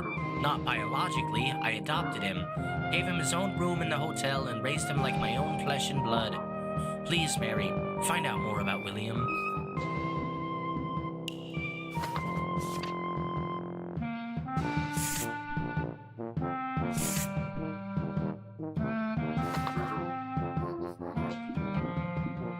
What do you want to know? Let me think. I want to remember what sort of person he was. Please, Mary. Okay, put down the phone.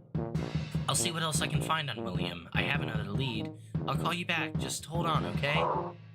All right, I'll be waiting.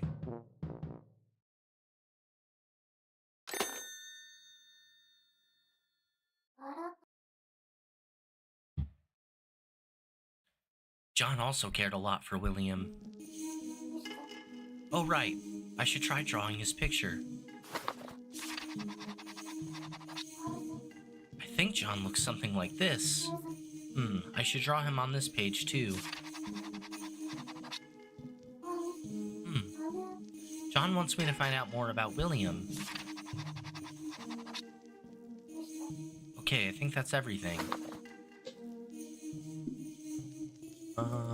Hi, Cat.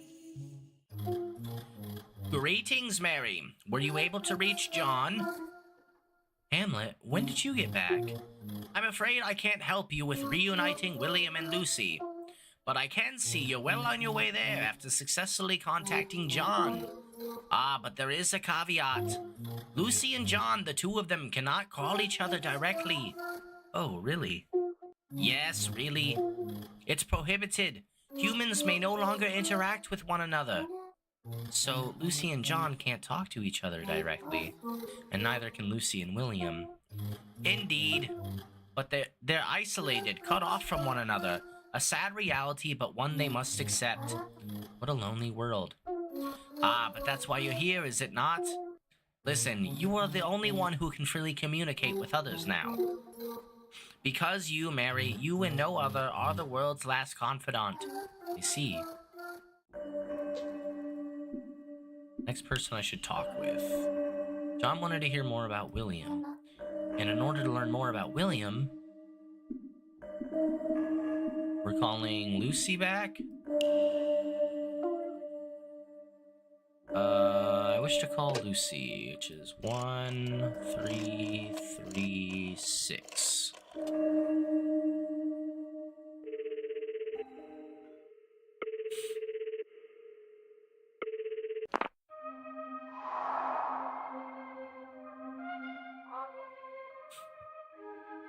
Mary, were you able to reach William? I've spoken with John. Lucy, this John you told me about. William's adopted father who raised him while you were in prison. Yes, that's right. Were you... Yes, I was able to reach him. Oh, but he won't be able to call you, apparently. Not because he refuses to or anything. That's just how it works, I suppose. It's alright, Mary. Don't trouble yourself over it. I think I understand. This phone only connects to you, no? That seems to be the case. What did John have to say? Well, he also wanted to hear about William. He seems to be losing his memories of him too. And he's trying to resist that in a way. I see. I understand how he feels. Mary, were you able to reach William? About William. About that, Lucy. I know you really wanted to speak to him again. It's not possible. But it doesn't seem to be possible. I'm sorry, Lucy. I see. No, I'm sorry. It's my fault for asking too much of you. I'm fine with this. I think I'm starting to accept it. This must be what it feels like to die. Helpless to reach anyone, along with the words you wanted to say, wanted to hear, simply fading into nothingness as precious memories disappear. This is death. Lucy. So, Mary, you said you spoke to John. Tell me, did he say anything about William? He never got rid of the telescope. According to John, William had a telescope he'd gotten as a gift, and he refused to get rid of it. John thought that maybe he had been a gift from you. I see. Oh, that sweet boy. I'm so glad to hear it. I remember now, back when I was still with him, we would polish the lens every day. There's an image of Lucy and William flashing across my mind. Maybe I should draw it? Okay, let's draw. Not bad if I do say so myself. Say, Mary, I'm so very grateful to John for looking after William from the bottom of my heart. I know John probably doesn't think too well of me, but looking back, I should have expressed my gratitude to him. Mary, listen, I'd like you to pass on a message to John. A message? Yes, you can speak to him, right? I want to tell him, thank you for taking care of William. Would you be willing to? If I can never hear William's voice again, then I at least want to share something with someone who knew him. So please, if you could do me this favor. Of course, Lucy, I'll do it. Thank you. What would you like me to tell him? Tell him just thank you. I think that will be enough. After all, yes? John and I have always shared a bond through William. More words won't be necessary. I see. I'll say just that then. Okay, noted. Oh, and Mary, once you've given John my message, will you call me back? Of course. I'll call you back, I promise. Just hold on. Thank you, Mary.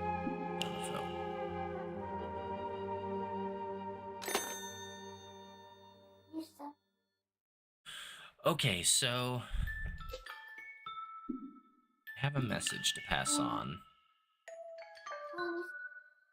She was grateful to John for taking care of William when she couldn't. John refused to talk about Lucy, though. Will he be willing to accept this message? What are you still doing here, Cat? Sleeping?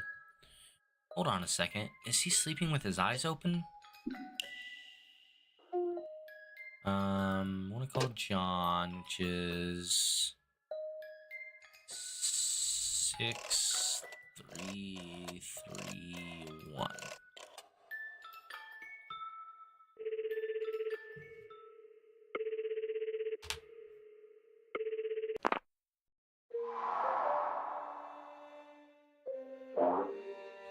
Hello again, Mary. Did you find out anything else about William? I want to hear more about him. I only had him for a scant 3 years, but I did my damnedest to raise him well, and yet, those memories keep slipping away one by one. Please, Mary, help me remember, I beg of you. Mary, I'll be waiting here for anything else you can find out about William. Notebook, tell him thank you. It's, not quite about William, rather, it's about his mother, Lucy. Lucy, you say? That's right, it turns out I can't reach William directly, but I can talk to Lucy. Is that so? She was grateful to you. She was? Really, to be perfectly honest, I thought I'd done Lucy wrong. What happened? It's a long story. I'll let you take your time. You will? Thank you. I'll take you up on that offer.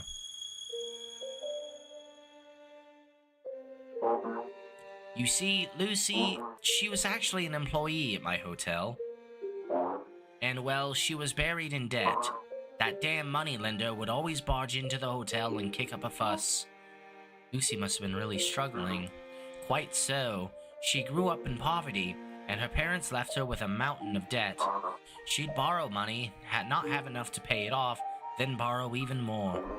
Her entire life was spent trapped in that endless cycle. On the other hand, my hotel business was going well, and I had some extra savings. So I offered to take on those debts of hers a few times, but she refused? Damn right, and that's when I said something I shouldn't have. What did you say? I told Lucy I'd take over custody of her son, William. I told her to her face that she wouldn't be able to give him the care he deserves. It's rather harsh. Yes, it was. It was a terrible thing to say. But somehow, I feel relieved to hear you tell me that so frankly. Regardless, my careless words ended up pushing her into a corner. Maybe that's why, one day, she snapped. What do you mean? From what I gathered, the lender showed up at Lucy's house that day. Lucy couldn't bear the harassment anymore.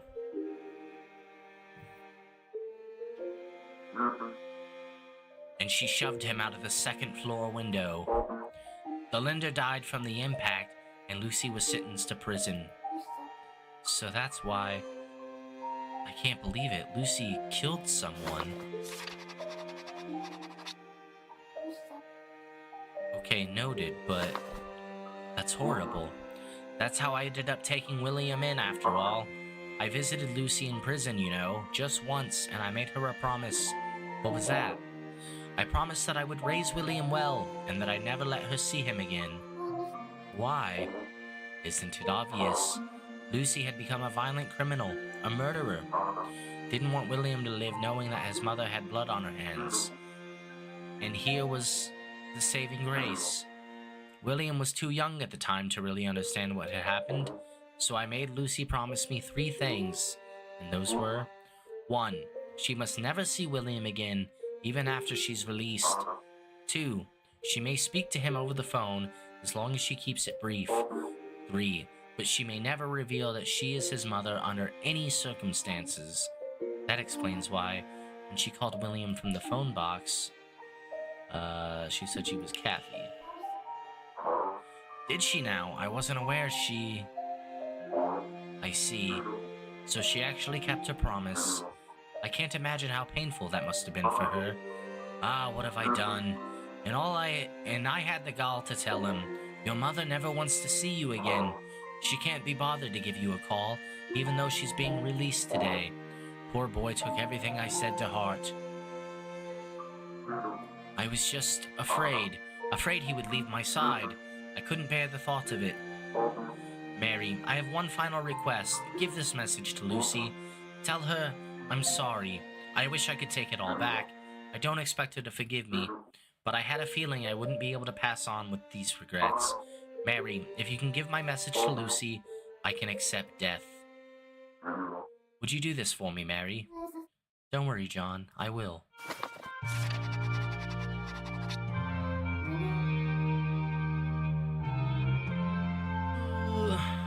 I have an @everyone command on my Discord server. Okay, I'll look into that in 1 minute. Thank you, Mary. I feel at peace now. Now I can face death. Thank you for everything, Mary. Goodbye, Mary. Oh, John just fucking died? Farewell. John? John? What's wrong? John! His breathing, it's gone silent. Put down the phone.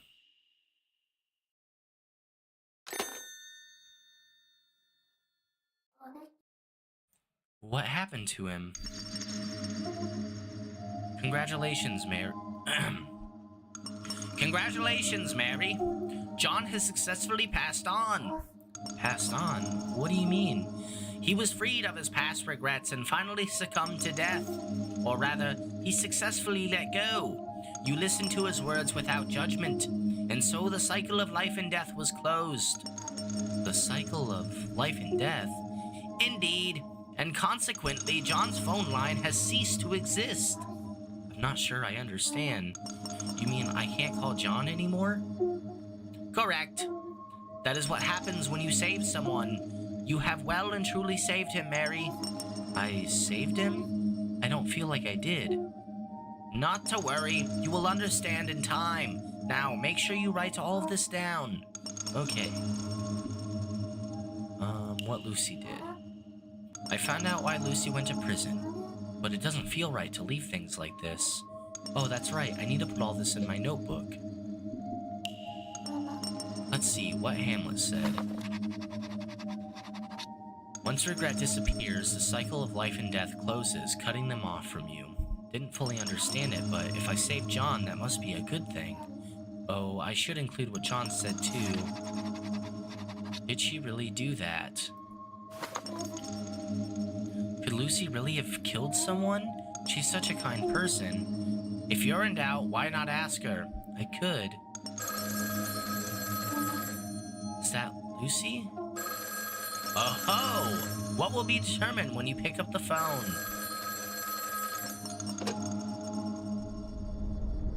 Also, I think there's a stream delay on YouTube. The Twitch stream is ahead of the YouTube one. Yeah, there usually is a slight delay on YouTube. I'm not exactly sure why or if I can fix that. It might just be how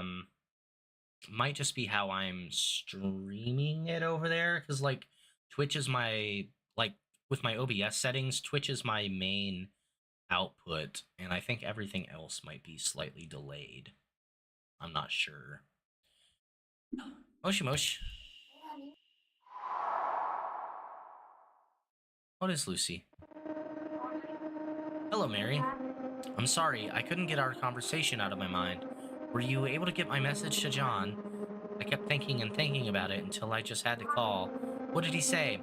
Did he tell you anything else about me? Lucy pushed the money lender. Before I talk about the lender, didn't I have something important to tell her? What did he say? Did he tell you anything else about me?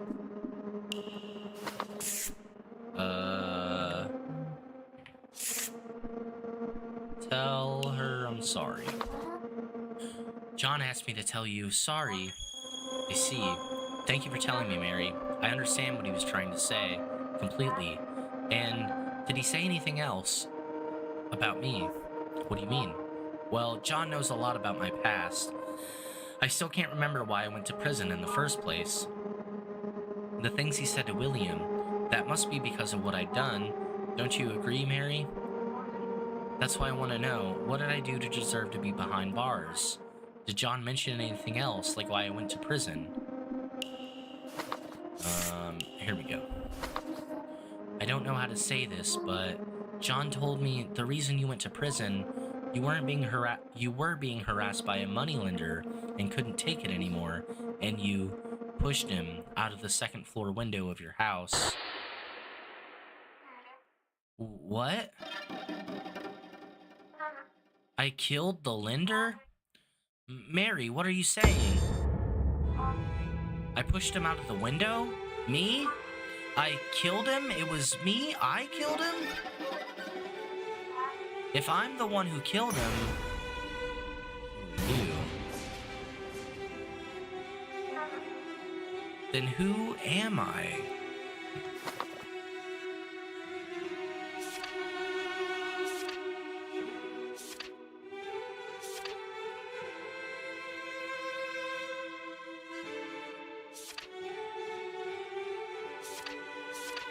Am I supposed to click on something here?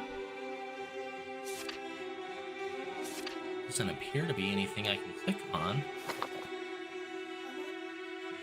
Oh, is this just always here? Lucy? Yes, that's right, I killed the lender. Yes, I did. I did it for William, to protect him. And my punishment was to never see my beloved son ever again. He must hate me. Even though I love him so much, because I love him so much, I gave up everything to protect him. That is, I convinced myself that I wanted to live for someone else. And my punishment was to never see my beloved son ever again. Lucy? He must hate me. Lucy, what's wrong? You're repeating yourself. Even though I love him so much, because I love him so much. Lucy. Mary, this is a disaster. Lucy is trapped within an endless thought spiral. You have tugged upon a memory of hers that ought not to have been touched. Uh-oh. Then what do I do? Choose your words carefully. What do you mean? Only words that touch Lucy's soul can break her free from this cycle. Words filled with the utmost of empathy. You can do that, right, Mary? Okay, I'll try. Empathize.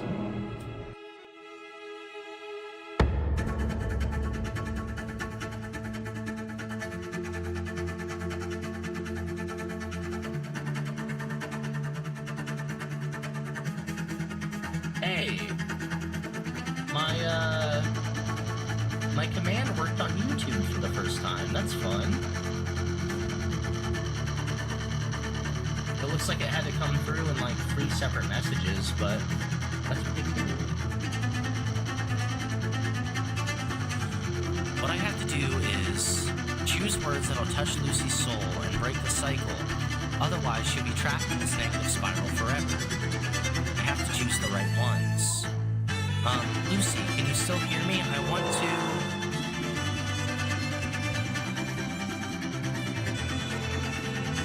accept you. Lucy, I want to accept who you are. Mary, do you mean that? Really? Yes, so please talk to me. We'll shoulder your burden together. Aren't your biggest regrets about... William?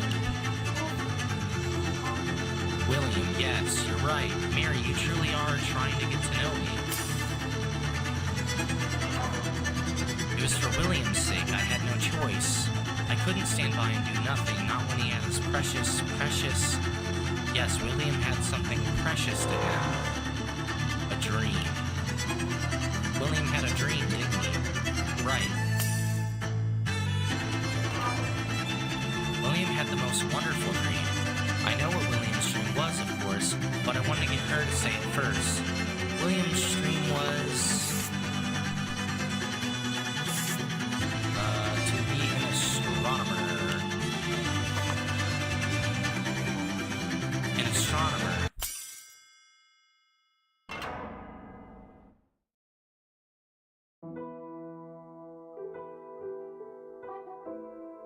Mama, look, there's so many pretty stars in the sky. Mama, I know I've said it a million times, but I'm gonna be a scientist, and I'm gonna make an amazing plane that flies all the way to those stars.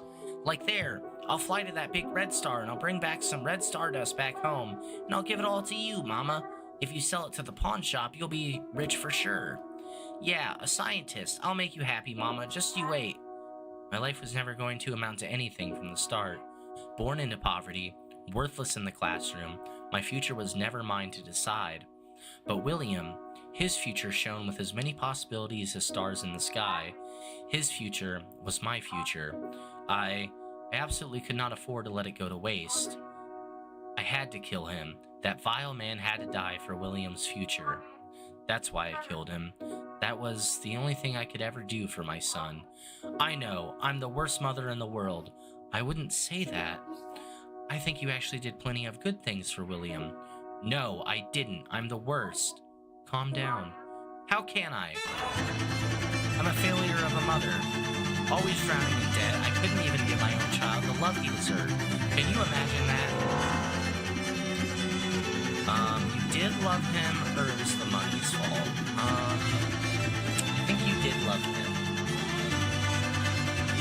Even without money, I think you loved him more than anything. Really? You do? I tried, but I couldn't give him anything. Nothing at all. You did give him something. You did give him something. Something very special to him. I did? I gave... You're not lying, are you? Can I really trust you? If so, then please, Mary, tell me. Do you know what I gave William? Is it not the telescope?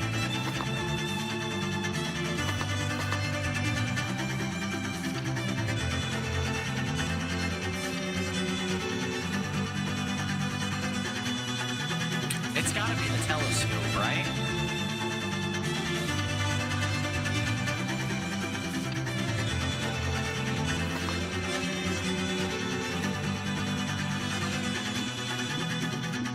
I'm gonna say I know. You do? Right, Lucy gave William many things, but he cherished one above all the others. I want to tell her myself. All the things he gave William, the one that was most cherished was... telescope. If the design and purpose of the boat are the same, I would say it is the same boat. I think so too. And I think, like, purpose is the key word there, right? Like, it can be the same boat because through all of the changes, its identity is still the same, right? Telescope.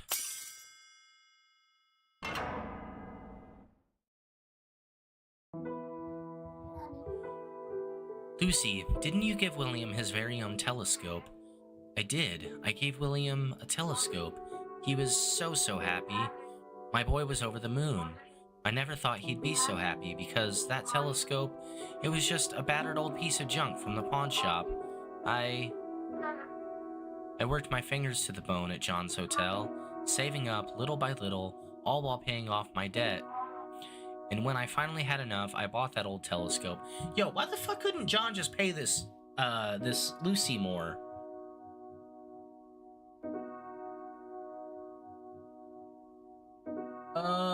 There's a lot of ways to think about the question. If it's about the physical part of the boat, then the answer is no, because there's no parts of the original boat. Yeah, that's true, but like, when you relate it to like a person, like, we're not purely physical, right? Like, our conscious has, I would argue, like, our consciousness and identity has so much more to do with who we are than the physicality of ourselves, right? When I finally had enough, I bought that old telescope. Mama, this telescope is so cool. I can see the stars so clearly. Thank you so much, Mama. I promise I'll be a scientist one day, Mama. Just you wait. I'll be rooting for you the whole way. Oh, I'll be rooting for you the whole way, William. That's right. Now I remember. The lens in William's telescope, the reason it was cracked was because on that day, the lender came to our house. He broke all of William's belongings, every single one. He stomped on everything my boy held dear, and laughed the whole time. He destroyed everything. Why the fuck? If the lender's goal is to get his fucking money back, why would you destroy the things that are sellable? William's clothes, his hat, his desk, his favorite books, and stationery, all of it ground to pieces under his feet. Then, lastly, he picked up the telescope and smashed it against the wall, over and over and over, all while laughing like a maniac. All William could do was cry. He cried so hard. His tears, his big heaving sobs, heaving sobs, I'll never forget them. I've forgotten so much since then, but William's cries are burned into my ears. That's why you couldn't turn the other cheek and killed the moneylender.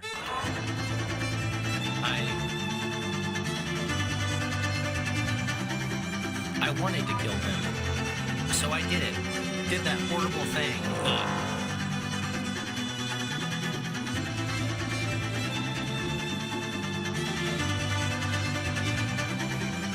Do we pry or tell her not to force herself?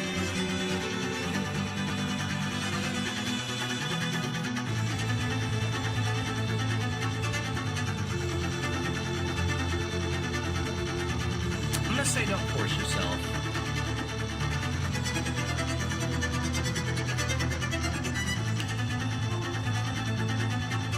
This is question something we can compare to humans, since a boat can't feel anything and is purely physical.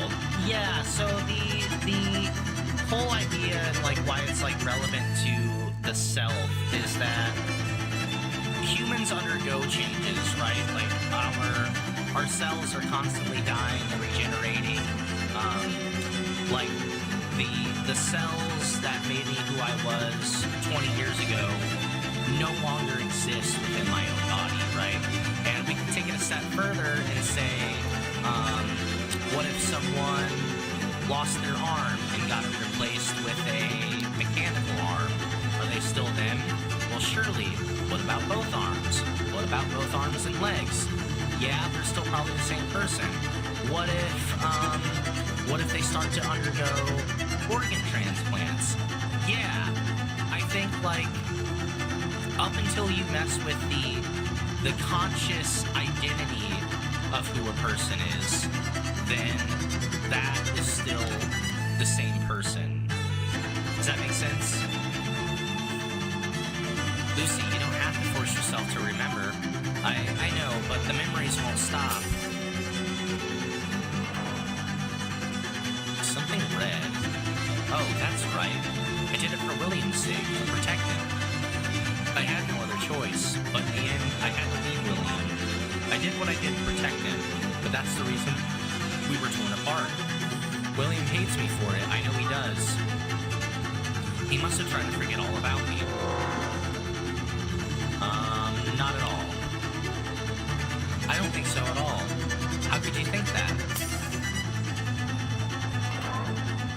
Tell me, Mary, can you say without a shadow of a doubt that William doesn't hate me? Can you say without a shadow of doubt that William didn't try to forget me? Yes. Yes, I can. Of course he didn't. William loved Lucy with all his heart, that much I know. I have to tell her right here, right now. Something that shows just how much William loved her.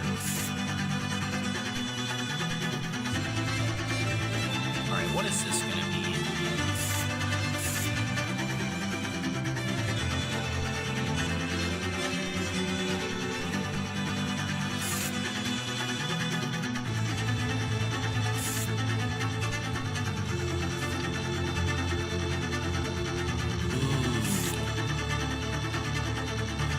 I don't think it's I'm sorry, thank you.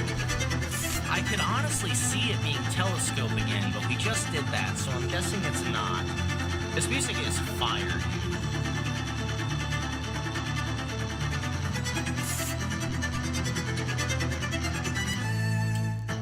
Maybe it has to do with his future dream, or...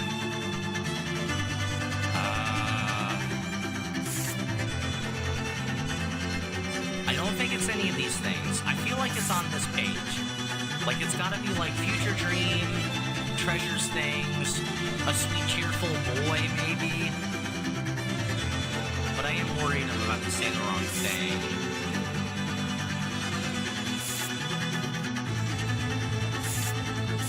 Can I come out of the... No, I thought maybe there'd be another hint.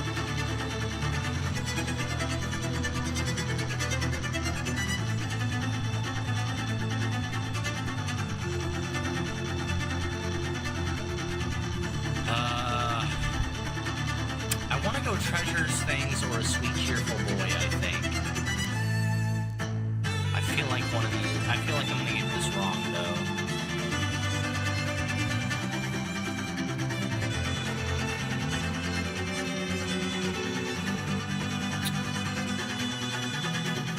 You know what? Maybe it is Future Dream, because it played that flashback twice, where William's talking about, like, I'm gonna go to space and get you the red stardust so you have all the money that you need or whatever.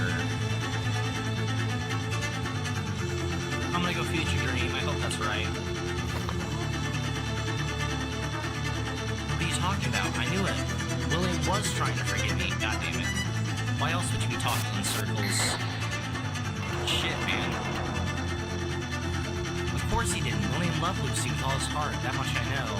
I have to tell her right here, right now. Something that shows just how much William loved her.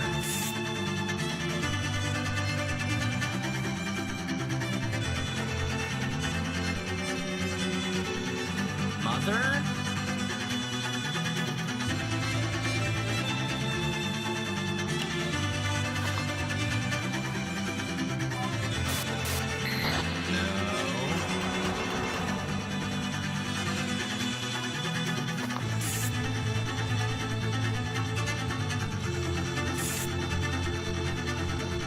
Sweet, cheerful boy.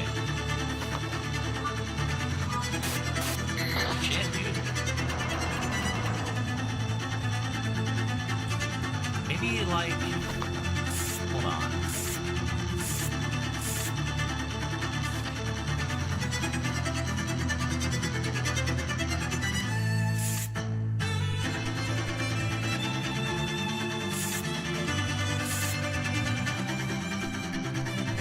Treasures things?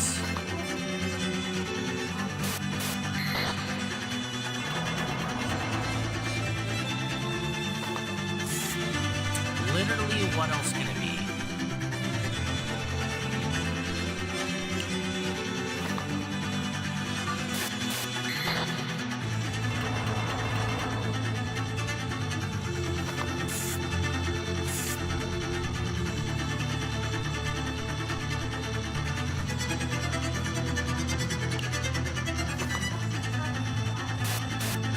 Say telescope again, I guess.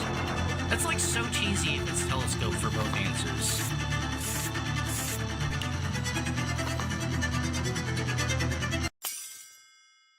Oh my gosh. I don't know. That's kind of silly.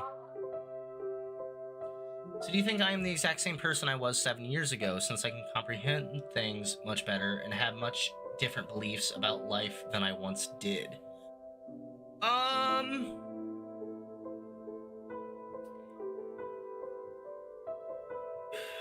Like, in a conscious sense, yes. Like, I don't think you're the whole thing, and like back to the ship of Theseus, is that like people can change very much, but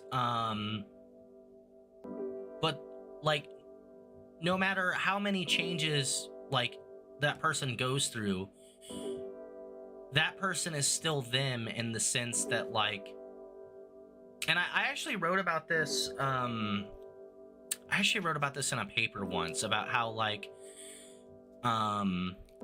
how identity also has like a social structure to it, right? Like, you can be the same person in the same way that the ship of Theseus can still be the ship of Theseus, because of the social, not stigma is not the right word, but just your social presence is still going to be you, regardless of like how many changes you go through. You are still going to be the same person and I feel like I'm kind of talking in circles, but in like a conscious sense, you're still going to be the same person, even though like your physical makeup changes throughout the years, and you know, you were certainly free to change your mind and believe in different perspectives about things. You still end up being the same person, because if I met you 10 years ago and we hadn't talked since then, and then we get reintroduced to each other, well, yeah, you're going to be the different but same. You're still going to be you, because of for social reasons, if nothing else. You're still going to introduce me as the same person that you were 10 years ago, only you're going to be a more evolved version of yourself, if that makes any sense. You think a person that committed armed robbery when they were 15 should be charged when they are 25? I think a better way to phrase that, because like let's not confuse not the ethics, but let's not like confuse being a minor versus an adult. Let's say 20 and 30. Let's say 20 and 30. I think a person that committed armed robbery when they were 20 should be charged when they are 30. I think in order to enact justice, there should be not reasons. I think in order to enact justice, there should be repercussions for one's actions, right? If being charged under the court of law is how we get to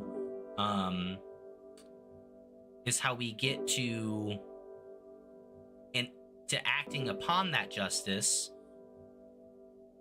then yes, probably. So let's say someone commits armed robbery when they're 20. They never find out who did it until they're 30. Well, if they never found out who did it, then that person never faced any justice for the actions that they did, regardless of, you know, how much they've changed and how much they're sorry. Maybe we can talk about like a lighter sentence. And I think like America specifically does a really bad job at fitting the punishment to the crime, so to speak. So like maybe there should be a bit less punishment to the crime if, you know, if they've truly changed as a person. Of course, if they've truly changed as a person is certainly hard to gauge, but for the sake of argument, let's say they did. Maybe there should be a less amount of punishment, but I still think justice should be enacted upon them, right? Yes, that's right. Yes, that's right. You told me this, Mary. I'd almost forgotten. Lucy, Mary, this is the truth of what happened. William was screaming at the lender. Mama, give me that telescope. Put it down. Stop, stop. The next thing I knew, he shoved the lender with all his might and he fell from the second floor window. This little fucking kid pushed this motherfucker out? Oh my god. Music is a perfect background music while you speak. That's fun. The lender landed headfirst and died on the spot. William was next to me, bawling, and then suddenly he passed out. The sight of his broken telescope, his heart just couldn't take it. I like how his heart couldn't take his broken telescope. He's fine about the dude he pushed out the window. Thanks to that, William never realized that he was the one who killed the lender. It was at that moment that I made my decision. I would take William's place. I would take the blame for the murder and go to prison. Also, if dude's a little kid, like, I don't know. I feel like Lucy didn't need to go to prison for all this. Like, I don't know. I think you could have, like, I guess you just don't want, yeah, I guess if you just don't want William to, like, experience the trauma of knowing that he did that, then that makes sense. So, like, you're doing it to protect him from the trauma, not necessarily from, like, legal repercussions. I guess that makes sense. Rotting in that cell thinking, I have to protect his future. I can't interfere with his future. If we ever met, he would forever see himself as the son of a murderer. So I swore to stay far away from him. Yes, swore on my soul. All you wanted was to live for your son. Even though all you wanted was to live for your son, but that wish didn't come true, did it? You're right about that. But, Lucy, let me make one thing clear. I don't think you're a bad mother. Because the moment you got out of prison, you immediately ran to a certain place. The phone box. That was a phone box. You couldn't see William in person, so you wanted to at least hear his voice, right? Yes, that's right. I remember the place, too. It was the phone box in the park in the middle of town. I opened the door and stepped inside. Then I tried to call him, but I couldn't. I didn't have the courage or the money, but then a little girl I'd never met called out to me. Her voice reminds me of yours, actually.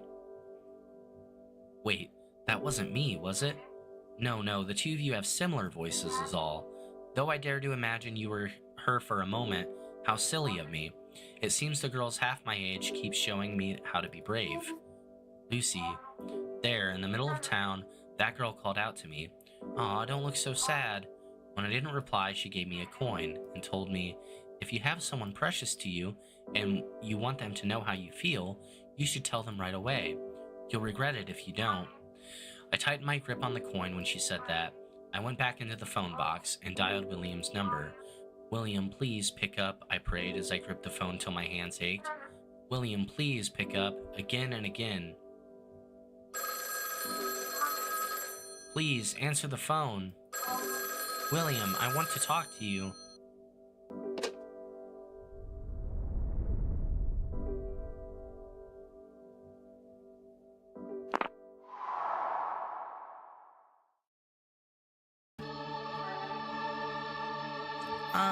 Aunt Kathy? Papa told me Mama doesn't want to see me anymore. Mama abandoned me. Never. Mama abandoned me. No, she didn't. Lucy wanted to see you again so much. That's what kept her going the whole time she was locked up. She loves you with all her heart. Please, you have to believe me. I want to believe you. I don't believe you. I believe what Papa said. No. Please, believe me. Lucy. Why should I believe you? Mama did a very bad thing, and then she went to prison. Mama abandoned me, so I'm going to believe Papa. Mary, it's futile. You cannot answer on William's behalf. This past cannot be changed. But that's just too sad. William, listen. There's a very good reason your mama went to prison. Yeah? She had no choice. Aunt Kathy, I don't want to talk about Mama anymore. I'm going to hang up now. William, wait. Before you do, just once, I want you to call me what you used to. Your papa's not the only one who loves you. So please, once, if you could call me your... Please call me... Ma. Well, wait, Auntie, do you see that? The moon is falling. The moon?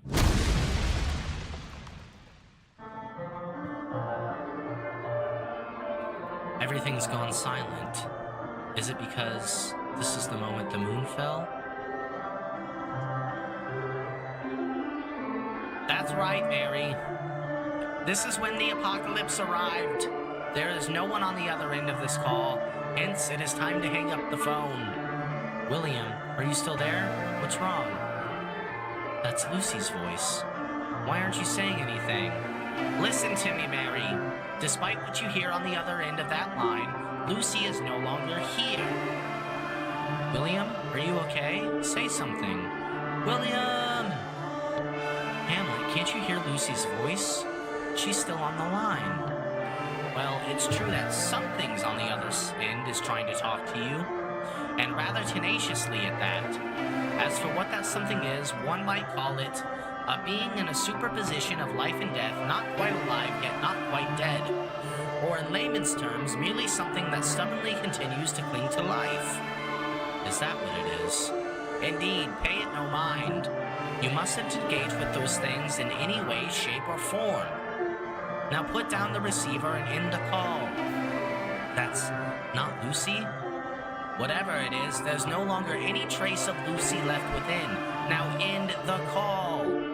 Cut the line to which it still clings. William, say something, please. I miss you. I want to hear your voice. I can hear you. I can hear you. Oh, thank goodness. You cut out all of a sudden and I feared the worst. Sorry, I think the phone's not working. I can hear you just fine. So can I. Good, let's keep talking. Let's say everything we couldn't back then. There's so much I have to say. This time I want to make sure you know. Okay, now we're free to talk about anything. Mary, what do you think you're doing? This call is over. Why? I finally found a way to get Lucy to open up. Now I can pretend to be William and tell her what she needs to hear. You mustn't do that. I implore you, Mary, listen to me. Doing so puts you in grave danger. I can still try. Put down the phone. William, say something, please. Do not answer it, Mary. William, please, let me hear your voice. I know how Lucy feels. Why that is, I'm not sure, but...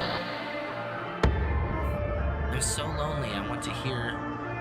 voice. I should... Ooh. I feel like we should say nothing here. To be honest. Do we trust Hamlet the cat? I think I'm gonna trust Hamlet the cat and say nothing.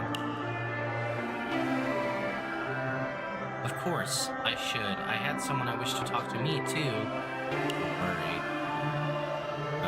Illusion of choice there?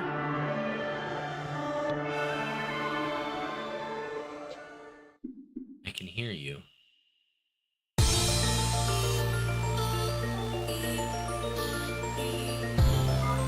Thank goodness. Don't go silent on me again, okay, William?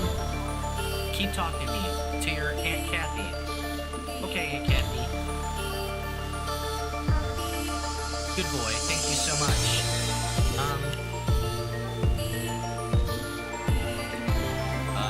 About Mama. Your Mama? Of course, ask away. I know all there is to know about her. Kathy, did Mama...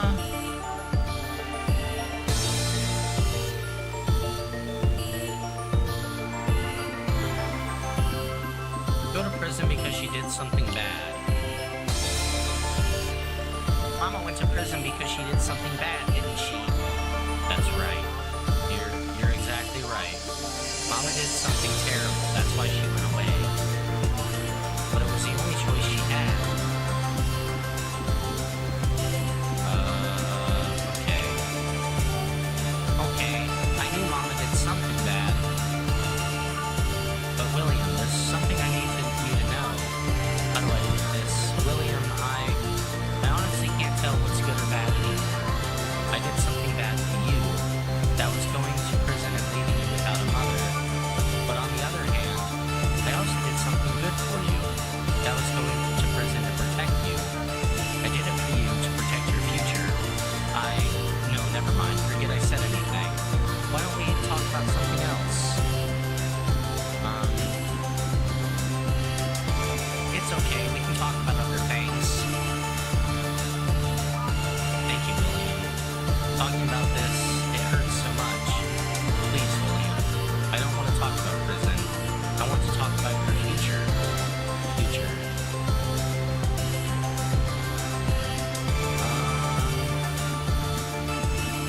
I want to know about how Mama's doing. My future can wait. She's, well, right now, I believe she's in a phone box calling someone and crying her eyes out. Why is Mama crying?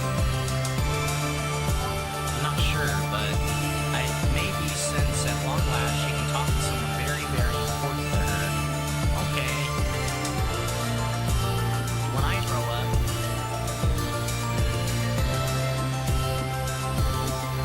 I'm gonna be an astronomer. It's such a funny option. My future doesn't matter. The world ended.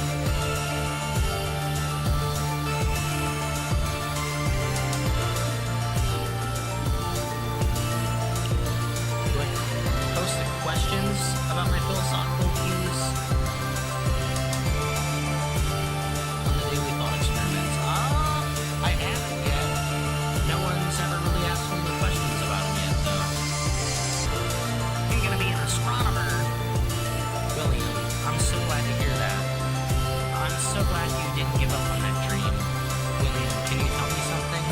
I heard from your mama, Lucy, that ever since you told her you wanted to become an astronomer, she worked very hard to save money and bought you a telescope. Do you still have it? I've kept it safe and sound. You have, you sweet boy. I also heard that even if the telescope I gave you became nothing more than a pile of junk, you said you would always treasure it. So it was true. William, your mama must be very happy right now, being able to talk to you like this. I never ever want to hang up. I want us to keep talking just like this forever and ever. Forever and ever. Aunt Kathy, are you crying? No, I'm not crying. You know grown-ups aren't allowed to cry. I think it's okay for grown-ups to cry. Hey, what's wrong? Say something.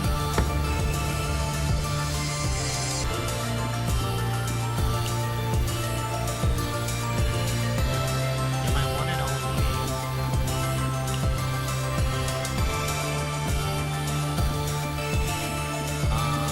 Mama.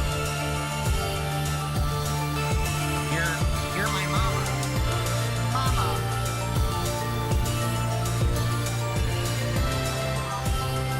Yes, that's right. I'm your mama. And I always will be your mama. William, you finally called me mama. I'm so happy. Thank you. And to you on the other end of the line, thank you and goodbye. That was sweet. Please lower the music. It's too hard to hear you. Ah, damn it.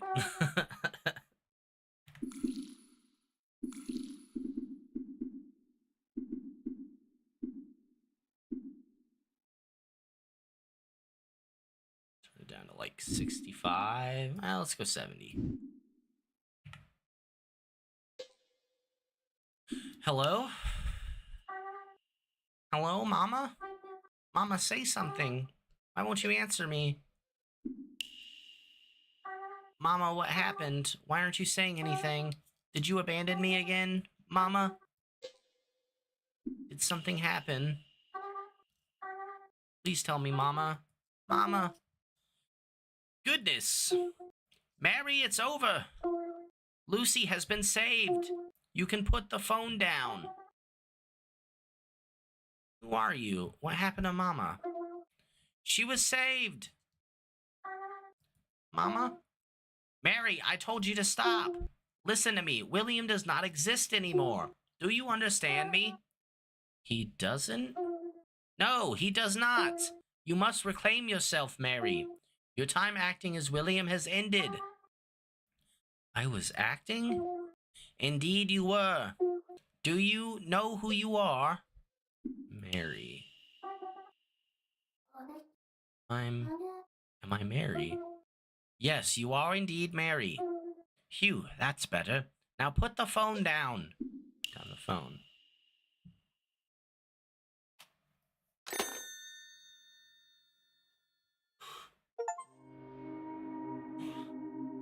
Oh shit, that's episode 1.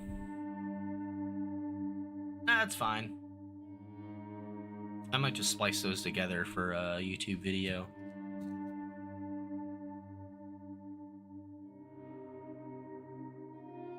I hung up. I'm not talking to anyone anymore. Ooh, where am I?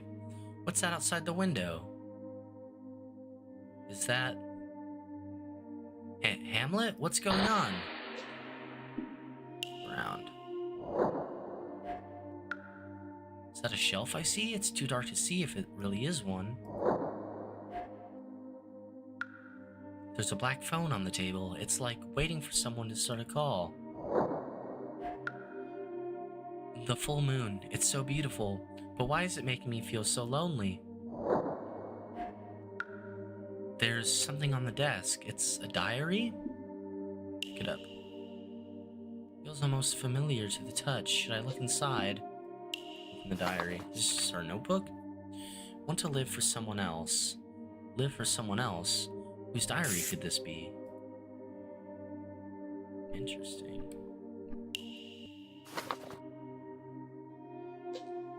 Read it.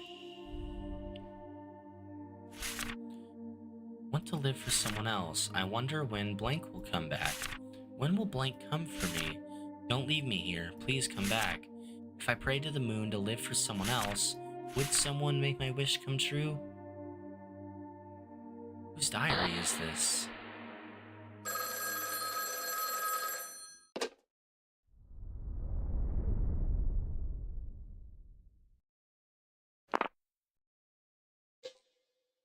Hello?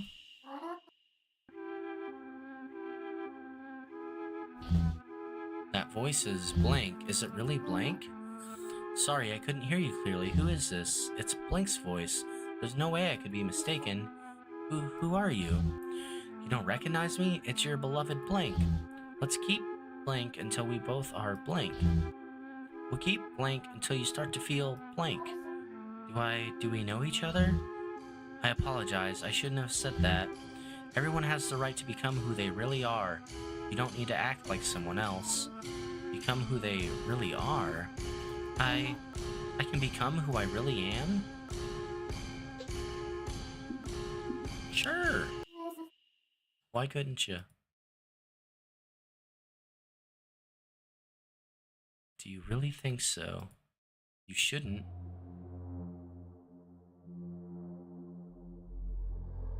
Mary, do you remember what you've done? No.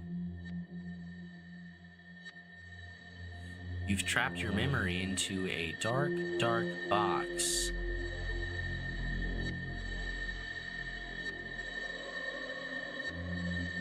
Remember what you've done. All of it.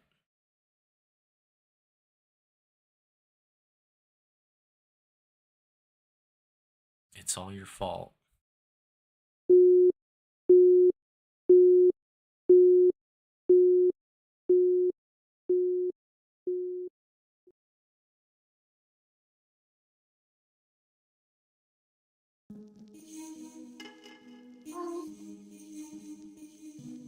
Oh, okay.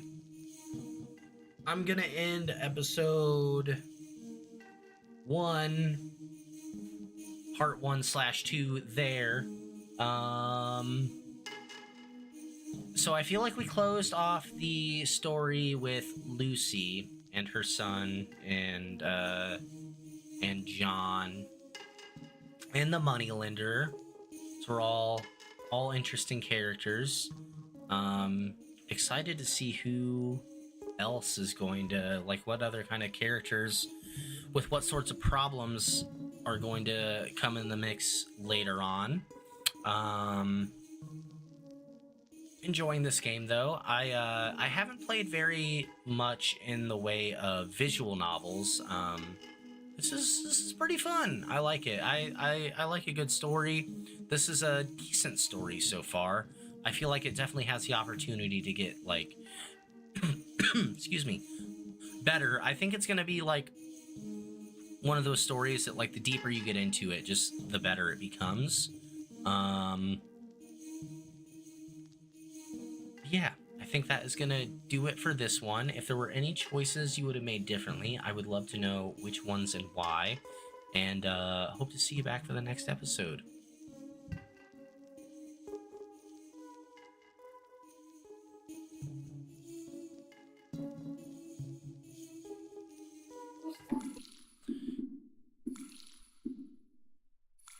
Stream, folks. I'm gonna play some Baldur's Gate 3.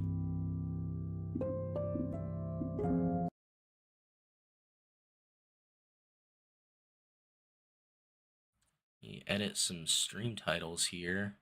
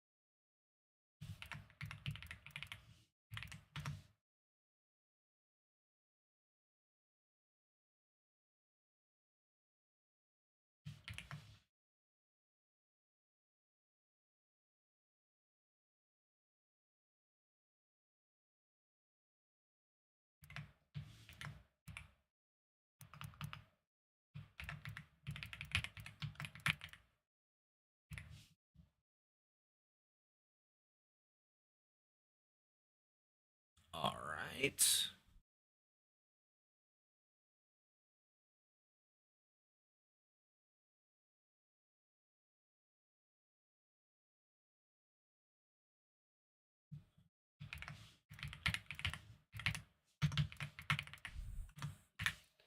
And all right.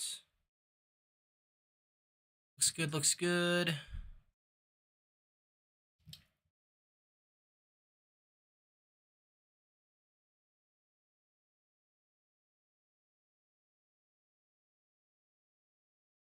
Colton, what did you mean by you said something about, like, a at everyone in my Discord?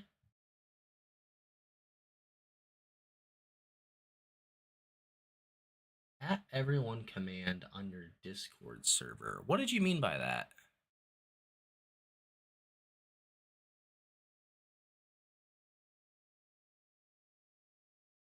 Just so, like, random people can't, like, at everyone? Make that, like, something only mods can do? Is that what you mean?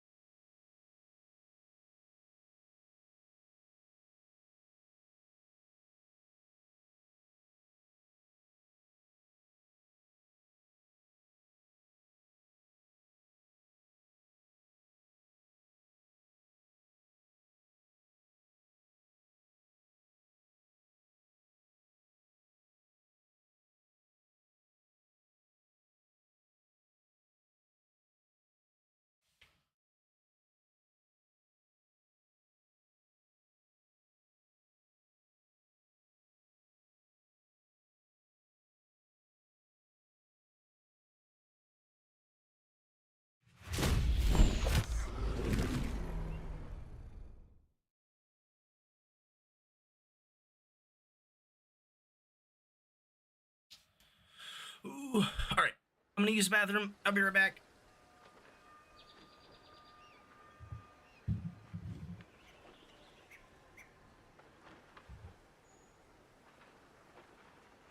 Hey, Christina. I am doing good. How are you? Using the bathroom. I'll be back in 1 minute.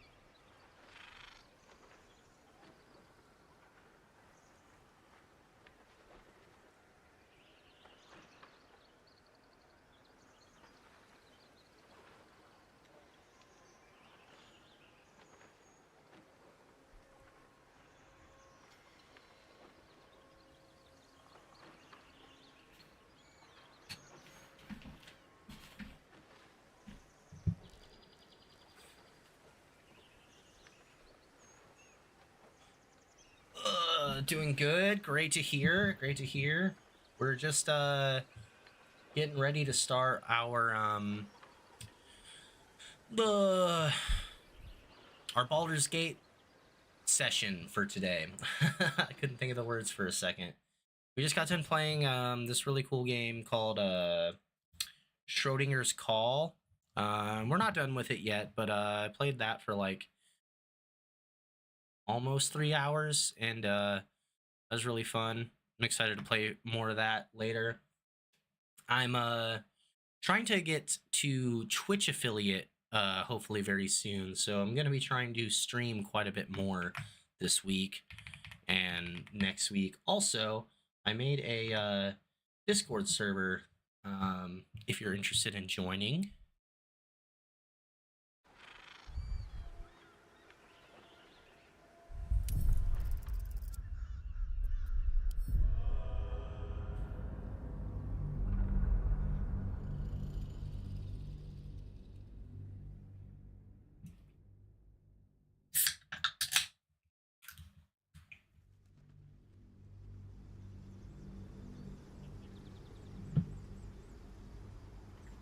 I trust you enjoyed your evening. After all your efforts, it was well deserved. It may be some time before you're afforded another such night. There is much to be done, and I promised I would help you however I could. I'm certain a cure for you can be found at Moonrise Towers, but it's complicated. The journey specifically, it's extremely perilous, though it seems you're well accustomed to navigating danger.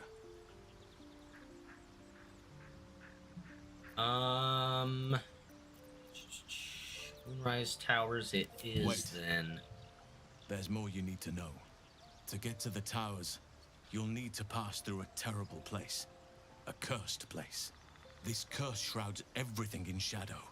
You will not find life, light, or anything natural there. Any who linger are twisted by the curse. They become shadow beings. I'm planning to supercut this whole game for a YouTube video eventually. It is going to be so much work.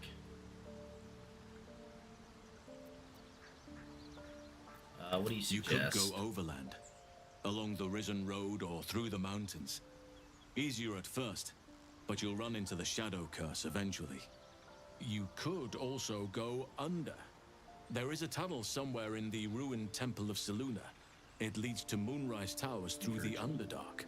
Long ago, a man You wanna called say Ketheric hi? Thorm built a secret stronghold deep down there before rallying a whole army of dark Get your justiciars. claws out of my Child-worshippers. shirt. Aradin and his lot were looking for a way down there.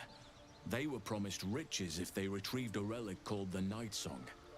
But I think there's more. From this stronghold, Say hi, Ketheric's Virgil. forces could access both the Temple of Selûne and Moonrise Towers. But he was defeated before he could launch an attack.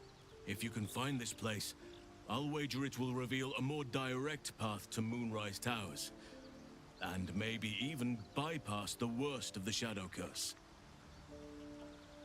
I found the hidden entrance. Already? If only I'd gone with you instead of Aradin.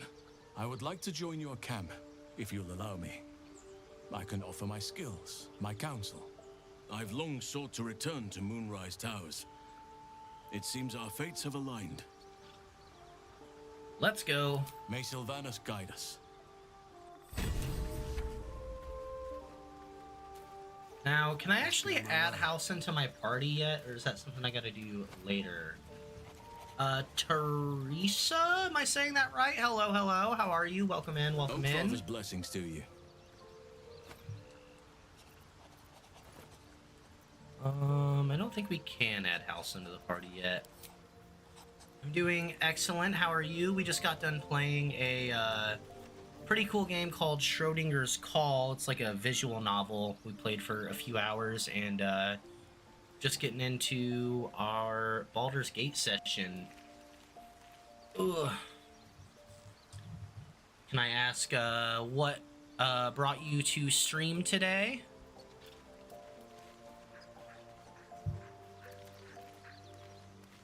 What was appealing enough for you to click on, I suppose? Okay, so we're all pretty much good. I'm gonna go ahead and leave camp. We're gonna be in the Emerald Grove, right? Yes, we are.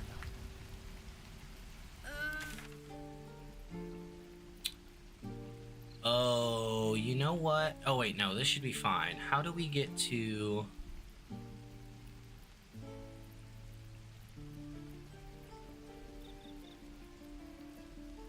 Underdark? That's what I want. That is what I want. Which ability is most important for wizards? Strength, intelligence, or charisma? It's not strength. I believe it's intelligence, because doesn't Warlock care more about charisma? Just when I was getting used to the sky again. I'm pretty sure it's intelligence. Is this a question or a quiz? Also, Meanwhile, this place is pretty can spectacular. I isn't remember it? how the fuck to do this statue? Beauty justice. Perhaps our stories might, when we return to the surface.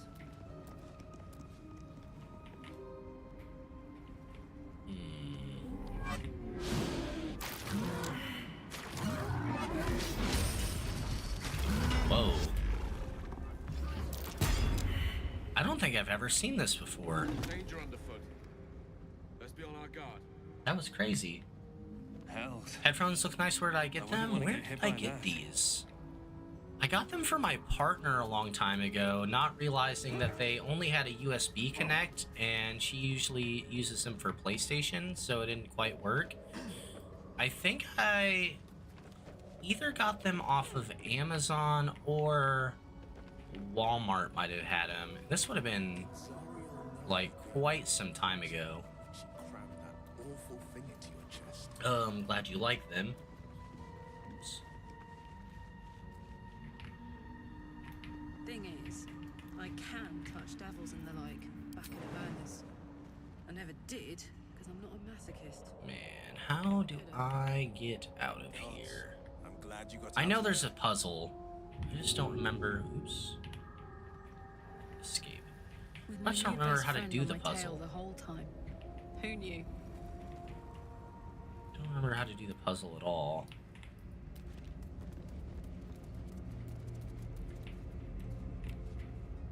Let's just start looking around.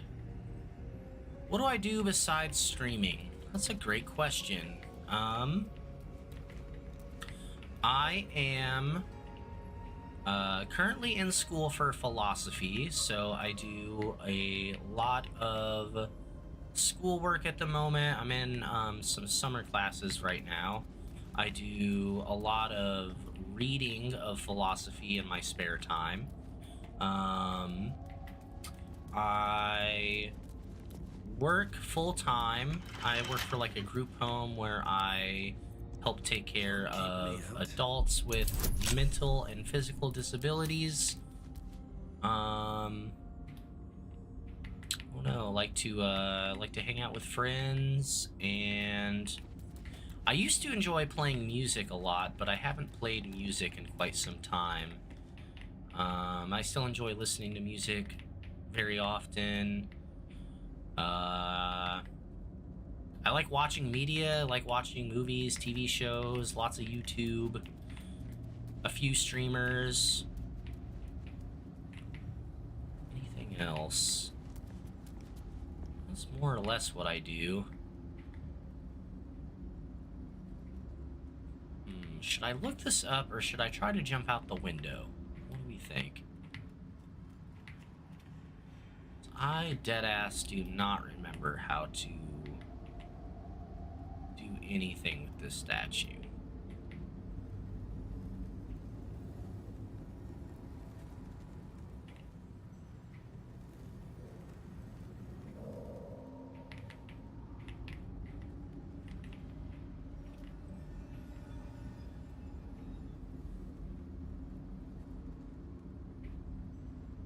Have to go daily to see the mental adult, or only sometimes? Not quite daily, but I work there 4 days a week. I just go to the house that they live in and help cook and clean, and help them with their medications. And they are like the high behavioral unit, so occasionally they try to beat me up a bit, but it doesn't happen too often, luckily.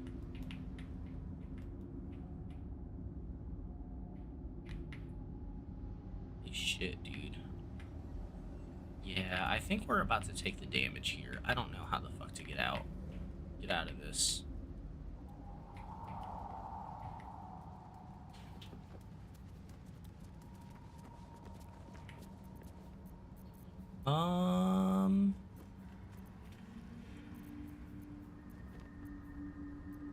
Where's the jump button? Here it is. Only 2 HP. It's not so bad. Let's go toggle group mode. Karlak. 6 HP. Why do you want to take so much more HP?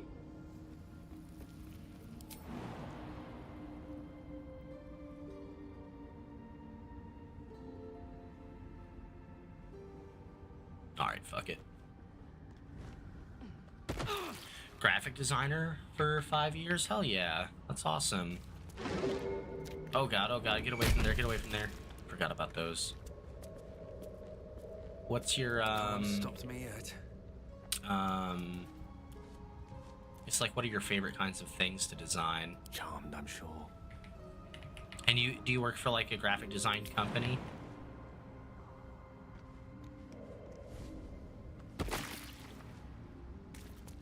Sharp as ever.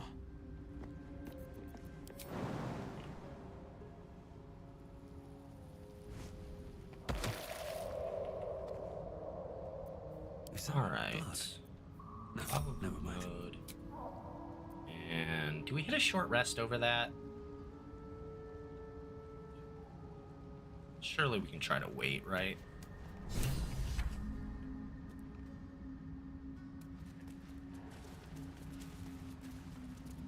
PNG tuber animations overlay, work with streamers. Hell yeah, that's awesome. What fucking side? Oh my god, I'm already over here. Oh man, I'm realizing how much I don't remember about the Underdark. Let's hit a save. Let's do that first. I need to find a way forward.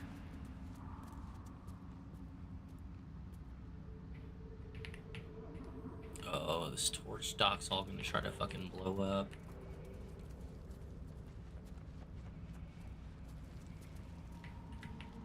Can I shoot something, actually? The air is ripe with magic.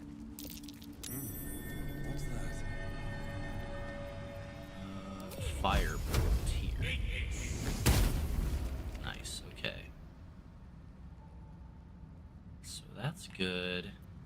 Let's get going.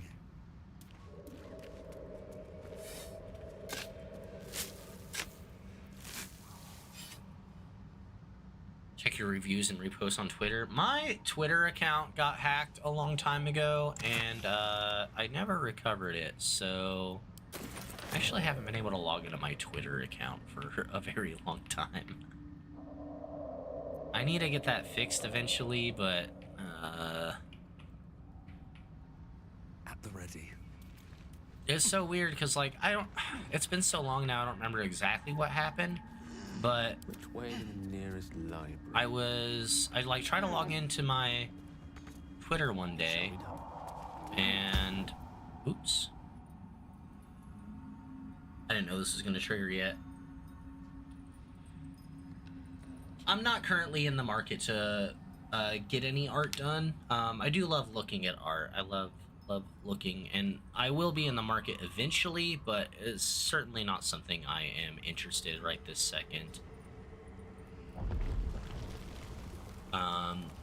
Feel free to join the Discord server that I just made and add me on there. If you want to send any DMs or anything, I can check it out. I'm trying to put together a roster for, like I said, when I am eventually ready to get some artwork done.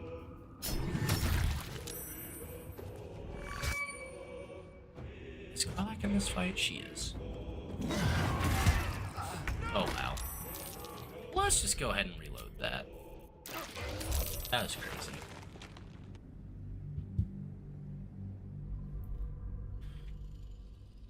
Ugh.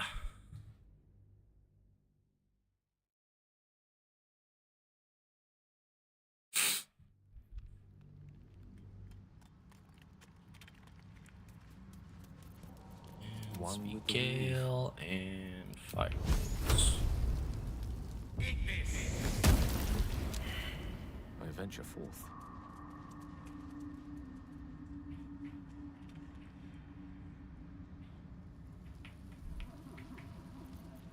I guess we're forced into going this way then, huh?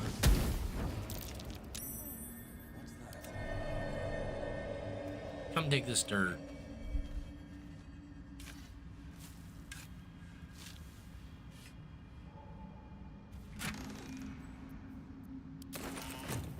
Oh, I have the magic touch.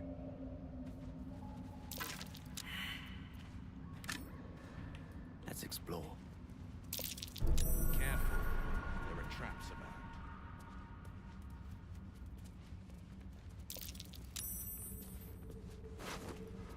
Nothing. Well, I probably don't want to be Gale for this. Oh, hell no, I don't.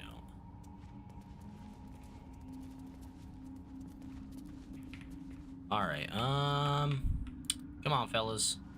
A trap. This place is more dangerous than I thought. I'm glad I didn't short rest yet.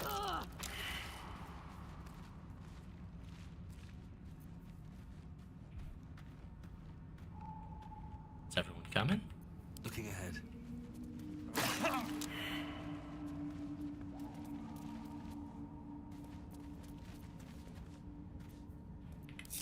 This is so annoying. Just come on.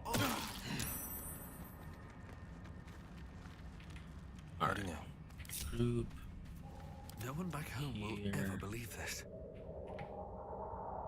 Where are we going from here?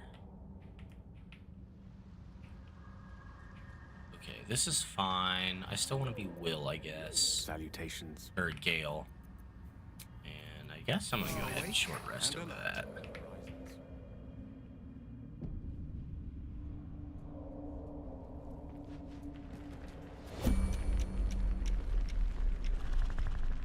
Oh, what the hell? Made it ready. Alright. Jesus.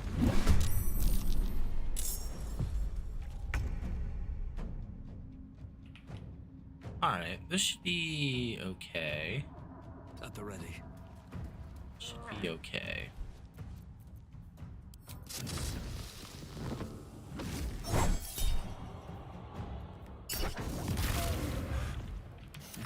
What fools these mortals be.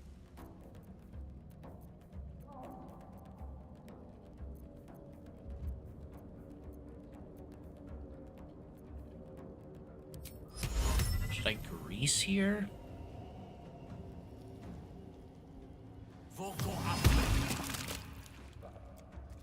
He might not care about grease at all. Tactical. Alright, throw... Handy. Pike. Oh, I forgot to giant rage. Oops. On the victor's path. Finding my Bring way. you over here. And Eldritch Blast. Oh, nice crit.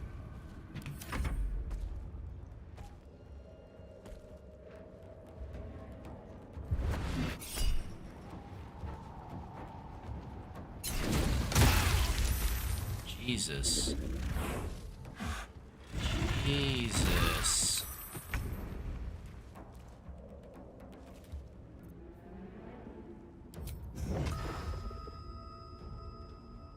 I'll strike you down.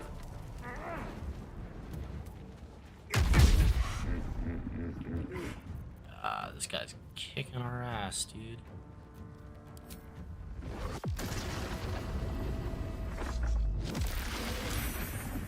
A tale for the ages. Gale, no potions.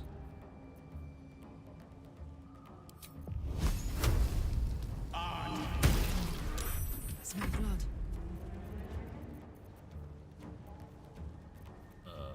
Where's my throw? Here it is. This'll help. Alright, that's decent. On the victor's path. Making my move. With Will a bit and Eldritch Blast. Shit.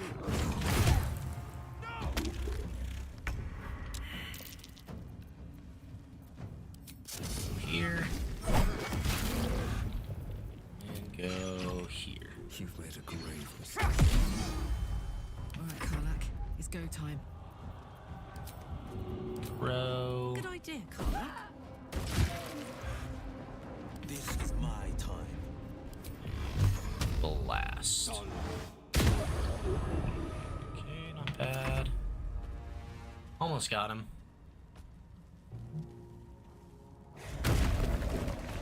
No, this motherfucker. I have to hurry.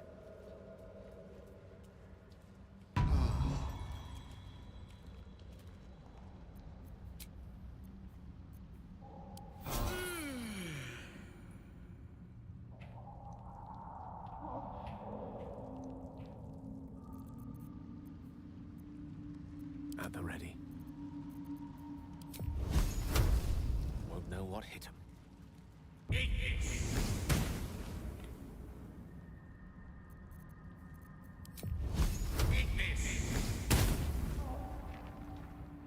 Very well.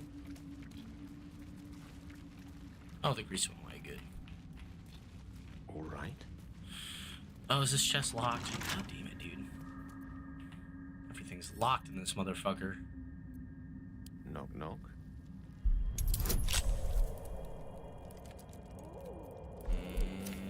I can't even. Oh, wait, that's. Shouldn't have wished to live in It's more Gale. interesting times.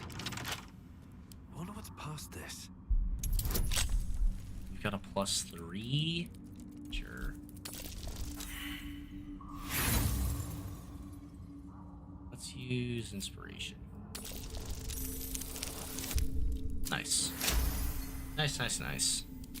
Loth's sworn drow passed by here, but it seems they never returned. Finders keepers, I say. Dark Mother, Weaver of Destiny, offer us a blessing to slay your foes. May they be strangled with the threads of fate and dyed red in your image. Loth be praised. Studded leather armor. Nice. Okay. Alright. Press ahead.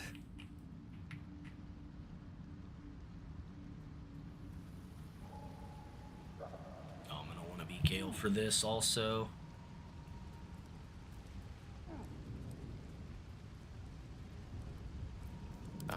Excellent choice.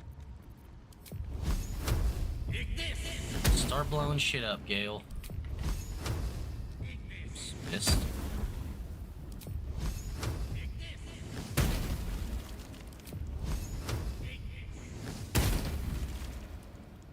Aren't the frog people really close to here?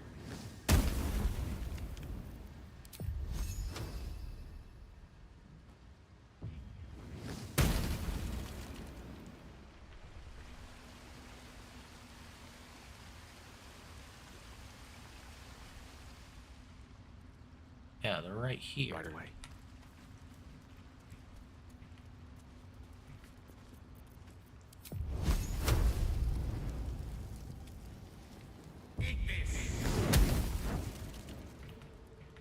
Can I take on the frog people? I don't know, this whole Underdark might be a bit of a challenge.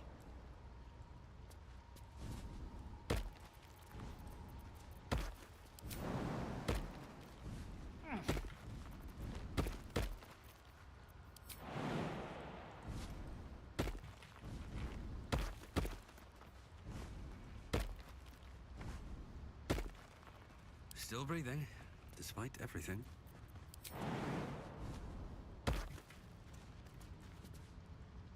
Let's hit another quick save.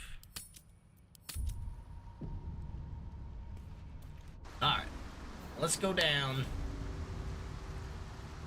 Don't waste a step.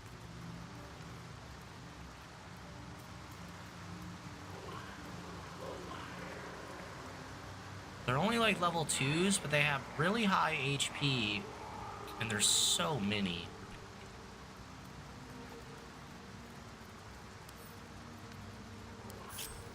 Karlak, let's put you... Marching. Oh, no. Come this way, please. Let's put you right there. Still alive, so that's progress.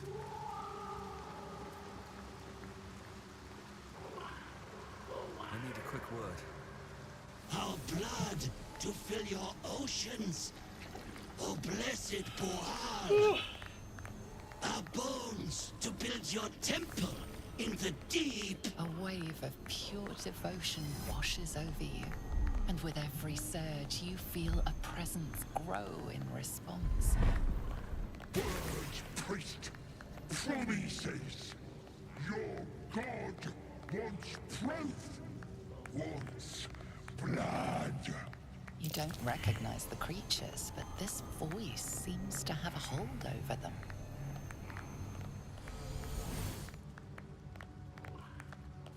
You, our Lord of Murder, demands sacrifice. You will be an offering for the great god. Not me.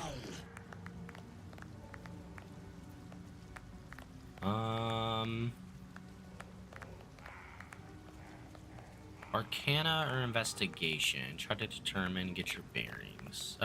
These are both really similar. Let's go investigation. Nice. That sickle blade, it's no religious totem. It belongs to a common redcap. Fey creatures known for their bloodlust. Well placed. Brawl wants a sacrifice. Brawl wants blood!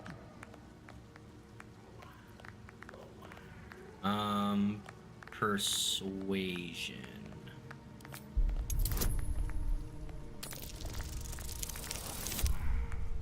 Oh, that's so close. Roll again. Here we go. Little? I'm a god! And I'm gonna rip you, tear you, wear you for a hat!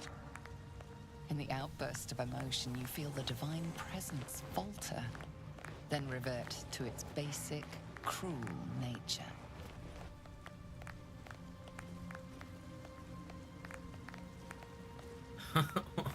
Bro's just dancing up there. This cute big nose. Bollocks! Don't do anything hasty now. The fish folk got plenty of power. We can share. Blessed boar. What? Shut it, you! I'm talking to my chosen.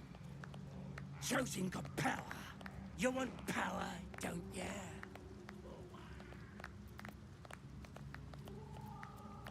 I won't let you enslave them any longer. Kiss my ass, then. This Lord of Murder likes doing his own dirty work. Kill! Kill for Buell!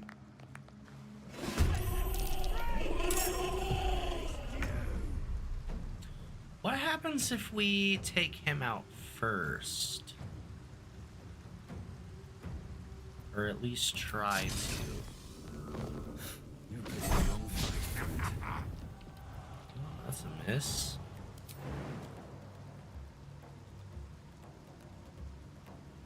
Now, is this really just one, or is it going to try and, I guess that uses my bonus action, though.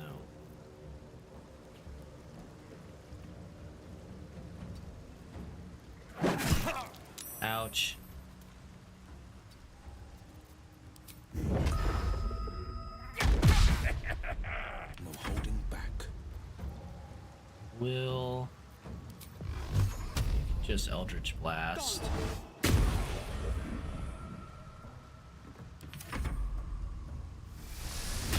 Oh shit. Don't burn yourself.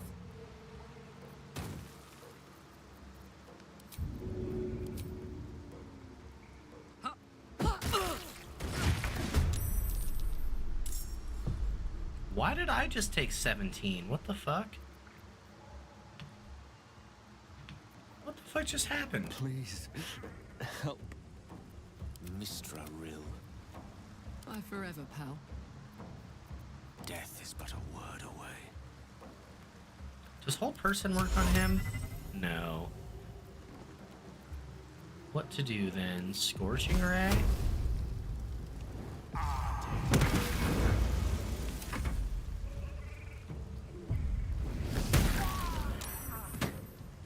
I don't understand why everybody took so much damage.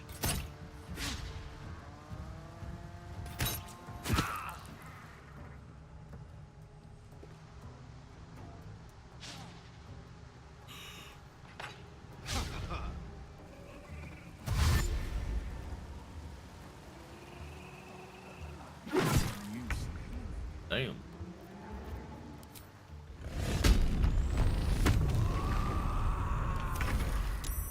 This isn't good.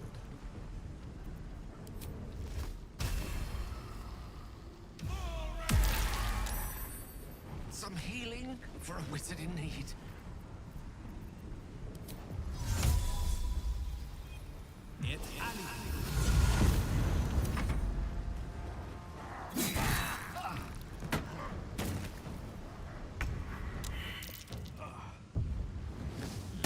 Might have to restart this one.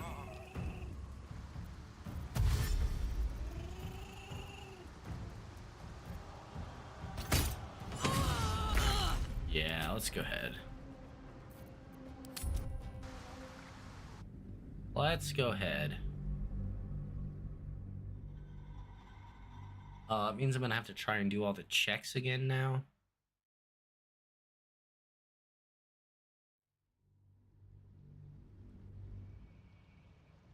That is one thing that's annoying about this game. I kind of wish the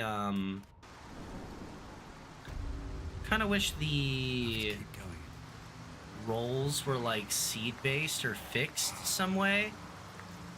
Come on, let's go. One, so like if you mess up a fight, you don't have to like re-hit checks that you already did.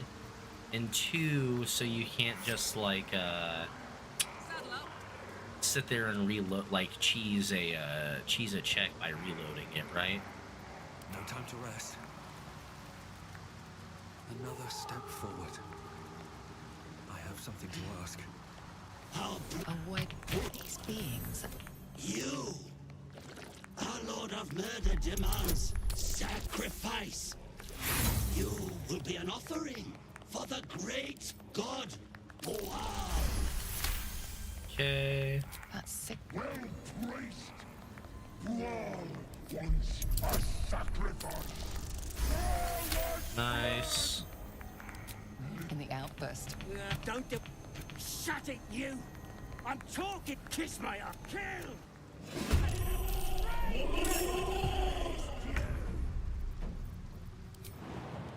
I can jump from here. All right with that.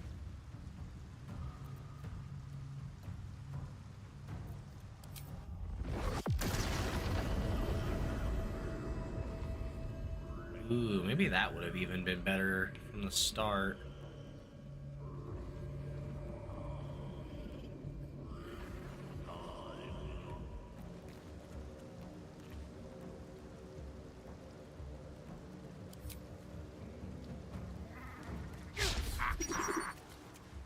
Oh, stupid miss.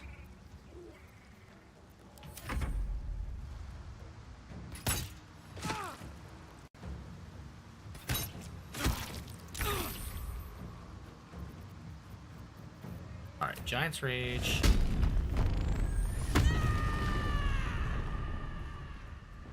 Throw. My little trick.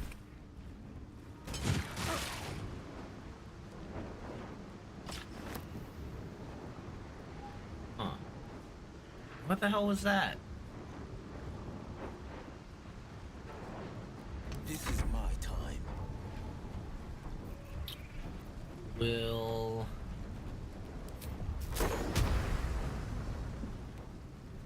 try that. Or I could just do this. Sure. Let's do that for now. Jesus, man.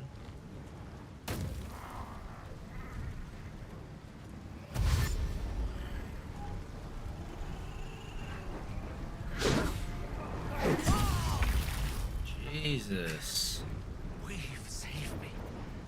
I cannot take much more.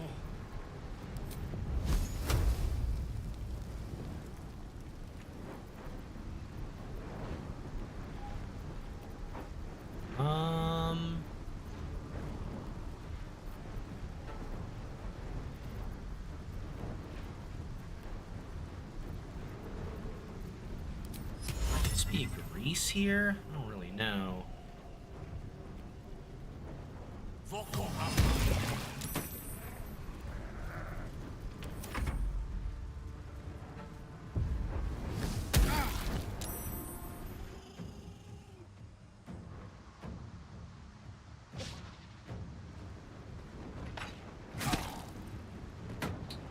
Jesus.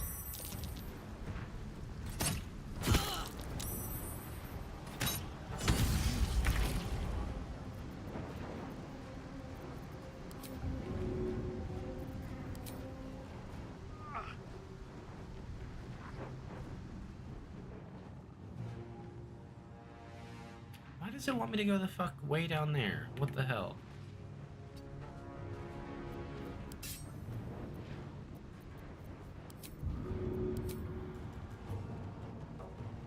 Where is he?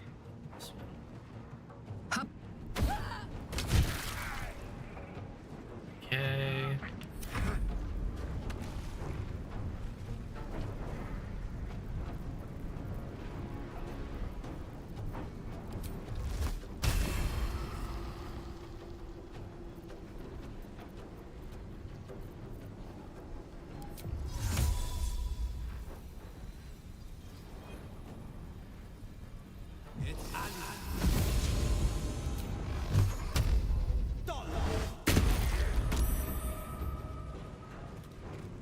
2 steps at a time. Let's do something like that.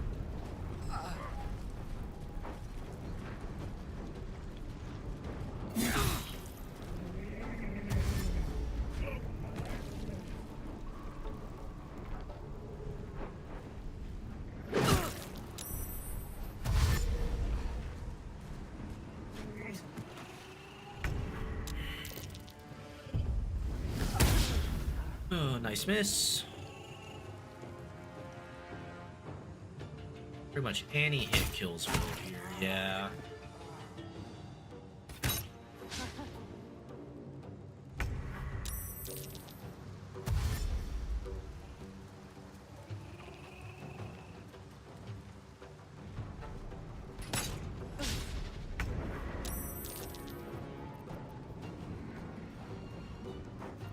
What do you mean no melee weapon equipped, bro?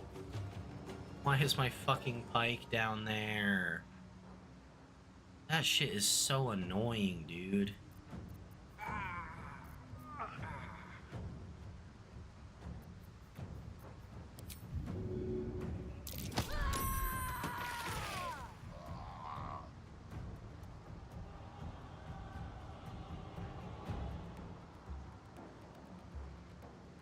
Man, and then everyone's still fucking aggro on us, huh?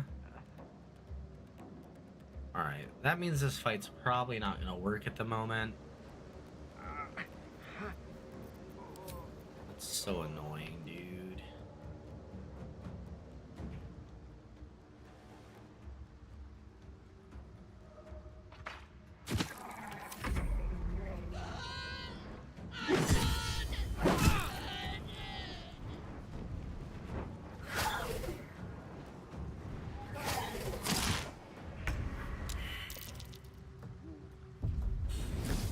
Maybe if they lost their frightened status? I don't fucking know.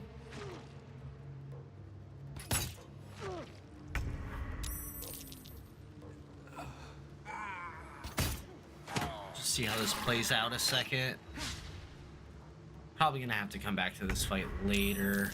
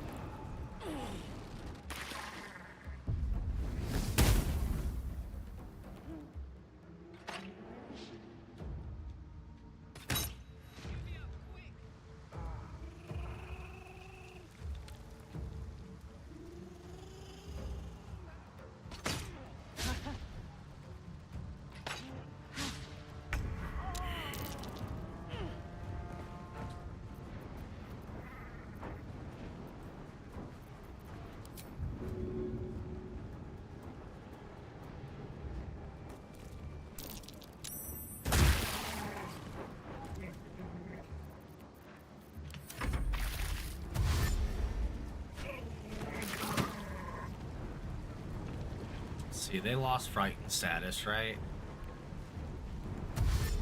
Yeah, I don't think they de-aggro. It's so unfortunate.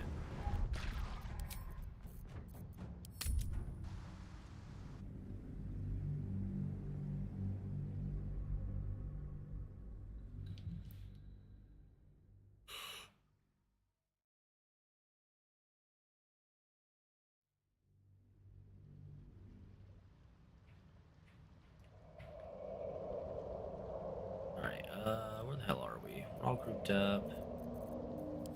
Let's jump this way.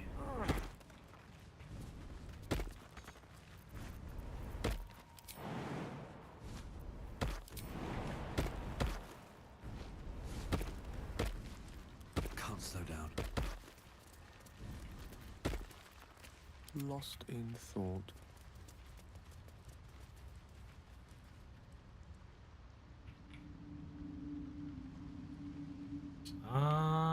Wait. So we'll try to go this way. These burrow holes must have been dug by some creature. Most likely not a creature I'd like to meet. Scorched ground. Better watch out. Scorched ground. What does that mean? Oh, fuck me. Arcane turrets. Is this... Where the fuck are we right now, man? Oh, I'm so confused.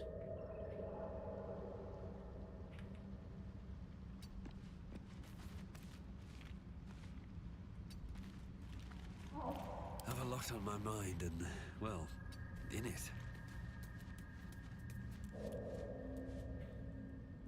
Maybe we can come out that way?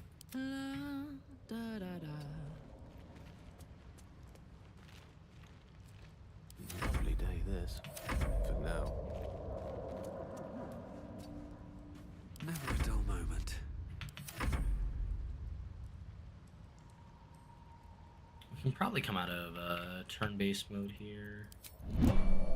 With haste. Alright. We'll try to go this way then.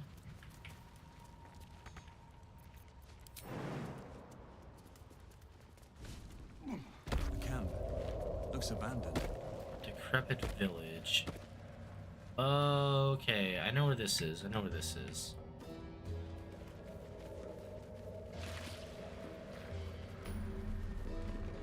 Okay, we found another waypoint, which is awesome. I needed that.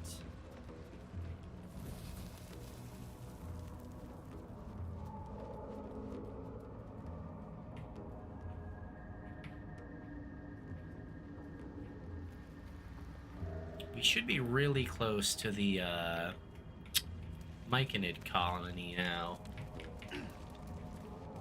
I think. Open up. What the? This stuff is everywhere. Fungal spores, and they're everywhere. Creatures did battle with Dwergar. God, what's happening? Is it up here? More are coming. Tell me you hear that voice. They're coming. They're coming. They're doing what? Still your thoughts to his new This voice. might be some devil's ploy. Don't listen to it. They're coming. You're coming. I'm doing what?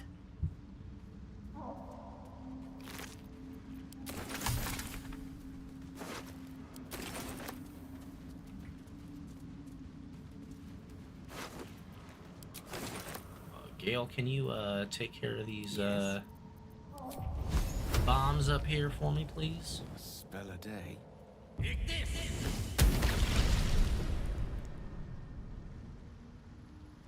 Oh shit, that lights up the place. Where the fuck do I gotta get to?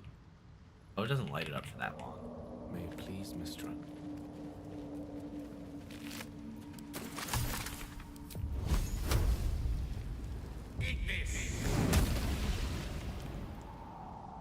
Careful. Even the mushrooms down here can't be trusted.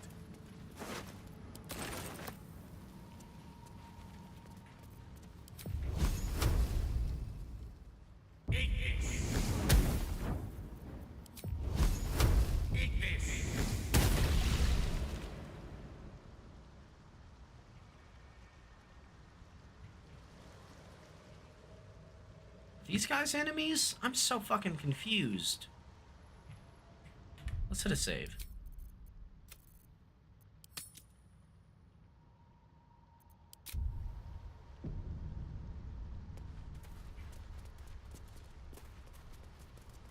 Okay, these guys are not enemies right now. What to do? If not over, then through. You are swallowed by a chorus of turbulent music. Through one creature sing many voices, the harmony of an entire collective. Sovereign, he has come. He is here. The choir fades. A single melody rises above the others, brassy and commanding. I am sovereign. You see a vision. Your lifeless body wrapped in fungal tendrils. The Sovereign is threatening you. State your purpose.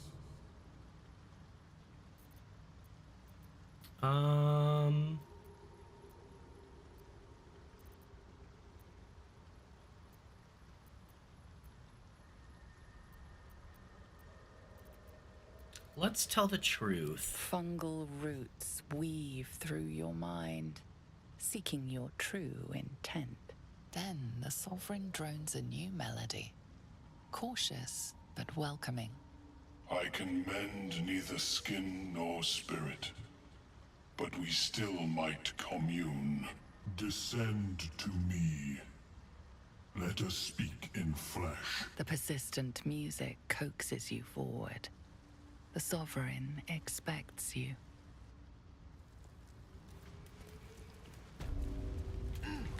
Yeah, these mushroom people are pretty chill.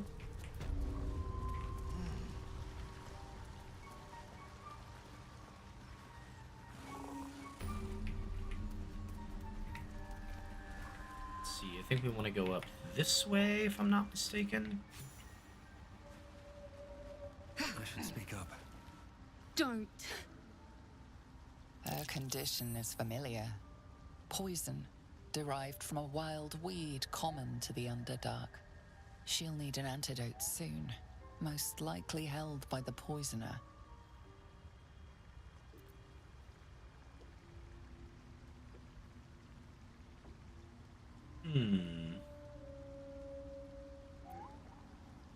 Give her an antitoxin.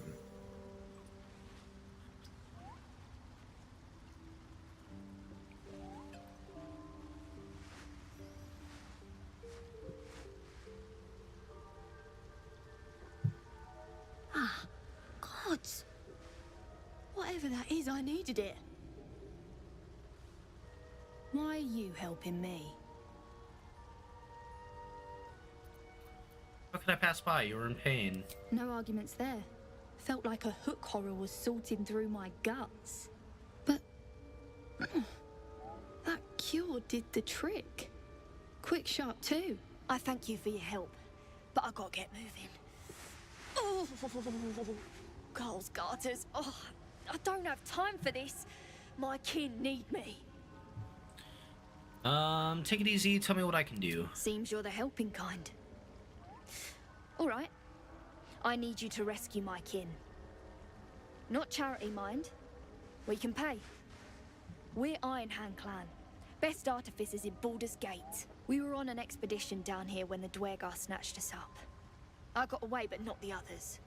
The Greys have them digging out some old ruin across the lake.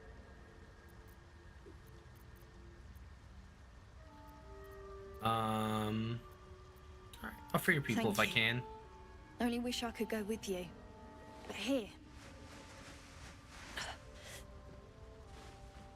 I nabbed these boots from the Greys when I ran.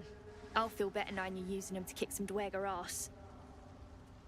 I'll mark where I made my escape, and wait here, I suppose. Not much choice, eh?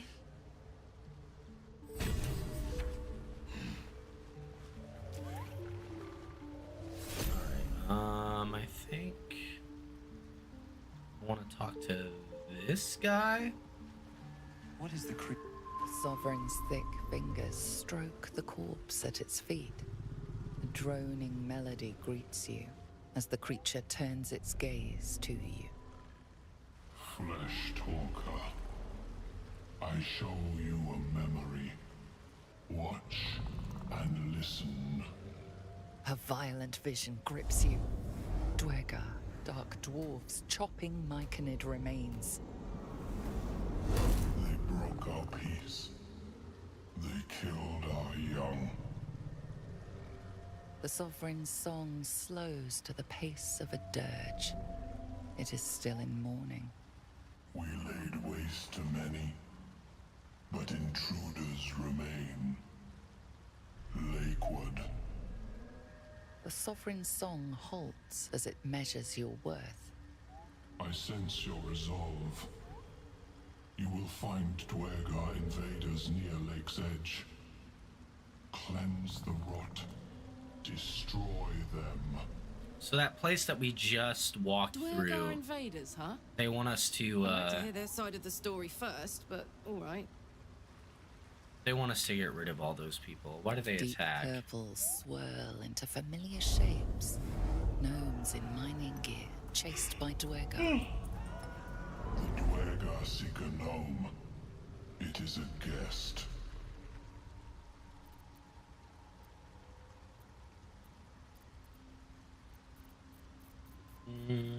I'll say sure. An illusion comes over you. A dwergar choking on a cloud of gleaming dust. Accept this gift. It will help you exterminate.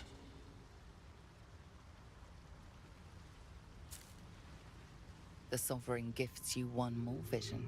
A wall of vines parting to reveal glowing light.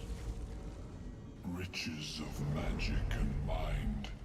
Cleanse the rot, and they are yours. You do the Circle a service. We will await word.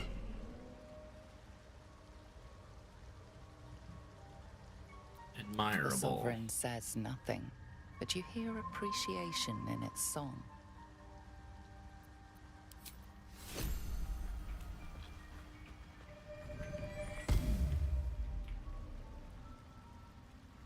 Shit.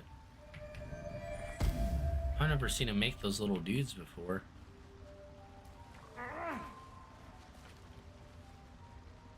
Alright, I think we want to come this way. Talk to Blurg. Ah, a visitor. You're a welcome sight. But let us observe the customs of the locals. The scholar's brow tenses. His voice spills into your skull, the spores connecting mind to mind. Blurg, proud member of the Society of Brilliance, at your service.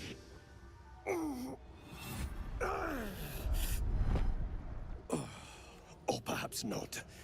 Your mind is far more complex than that of the I'm fungi. getting tired and hungry, I can't lie. I've never heard of the Society of Brilliance. Understandable. We are small in number and rarely stay in one place for long. My colleagues and I are working to improve conditions in the Underdark. This need not be such a dire, hostile place. It's curious to find a surface dweller here. What has brought you down so deep? Mind Flayer infected me with a tadpole. Truly remarkable. But why come to the Underdark, where they hold so much power? Explain the whole story. You were infected by an illithid tadpole? It's a miracle you're still intact. When will I be finished streaming? Sick, but Probably no fear. pretty soon. Next 20 minutes or so. I'm really tired. Starting to get pretty hungry. I hope this is important. I was hoping to stream till like 9 tonight, but samples need constant attention. I definitely need to get some food before that. This adventurer has an illithid tadpole inside his head, but he hasn't turned. No ceremorphosis. That's impossible, but intriguing. Are you looking to have it extracted?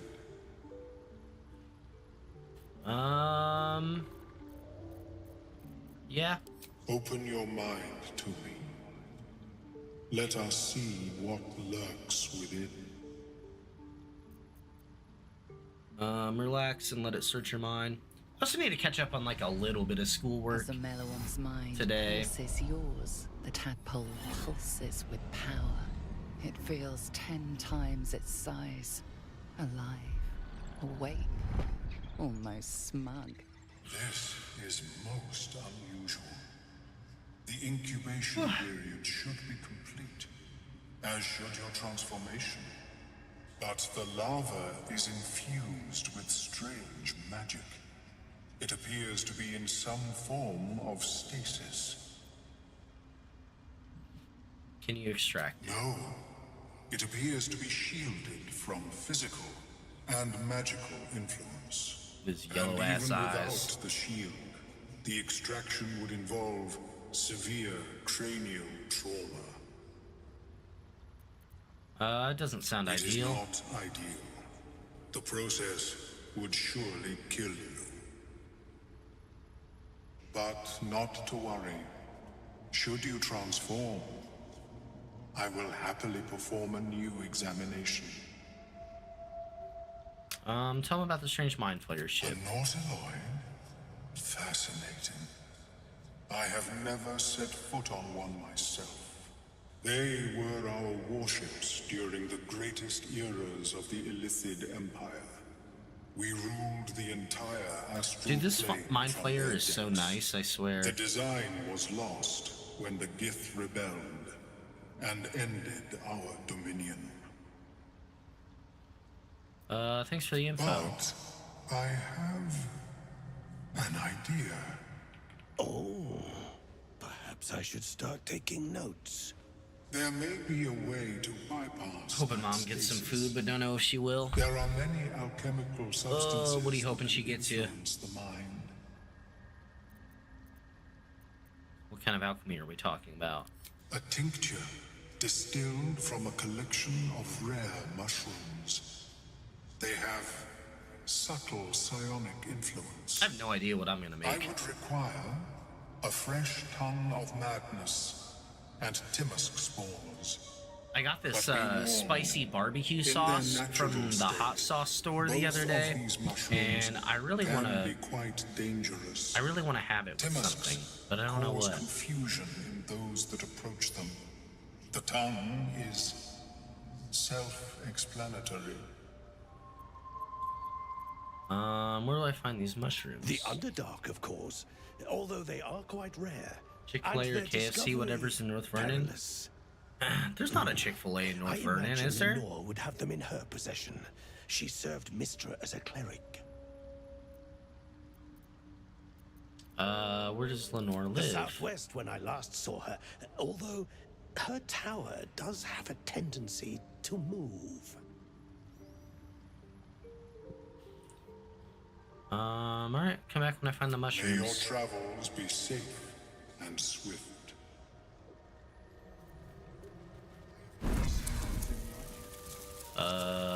Get away from that.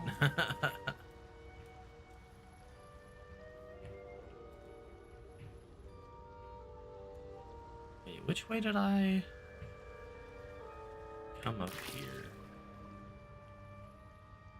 So where's that person? There's like a person around. Not you. Oh, over here.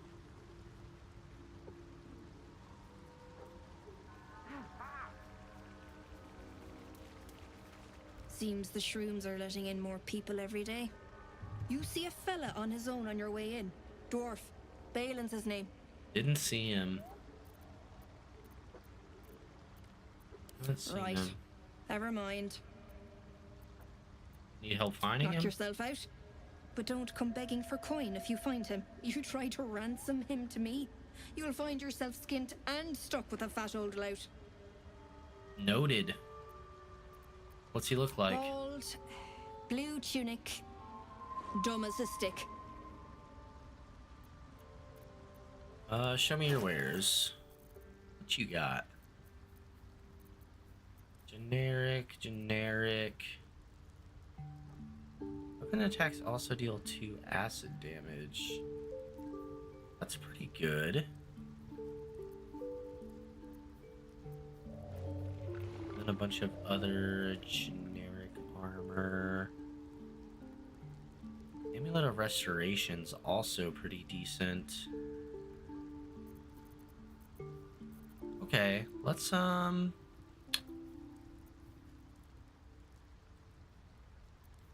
some things.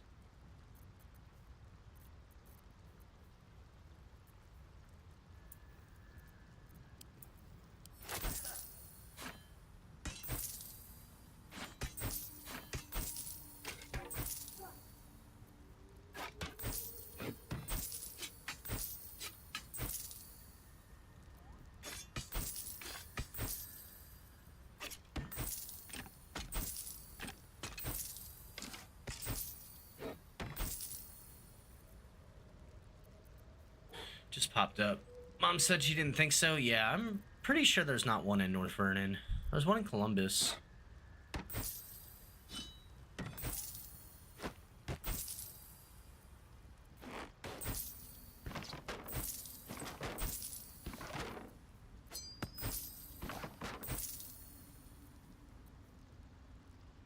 I always forget what Click Heals does.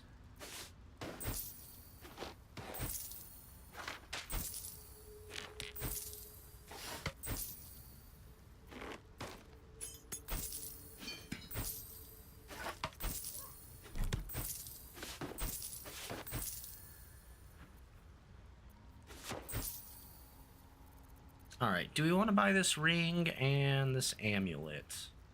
Kind of want the ring. Oops. Ring's pretty cheap. The amulet, it's a little pricey. I think I still want it though.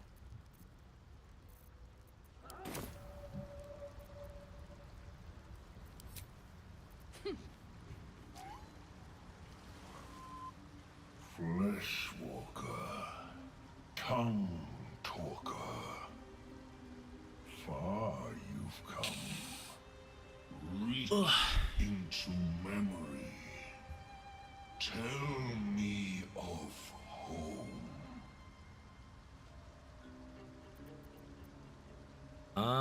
Envision the banks of the Chianthar, green and fertile. Imagine the bustle of the city's marketplace. Imagine or envision the banks. It cringes in response to your sunny vision. Oh no. It reveals its own home in reply. A humid cove filled with decaying myconid corpses. How homey. Dwargar destroyed my people. I am a sovereign with no circle. This circle does not welcome me. But I have heard the song. You mean to cleanse the Dwargar rot. I mean to join you.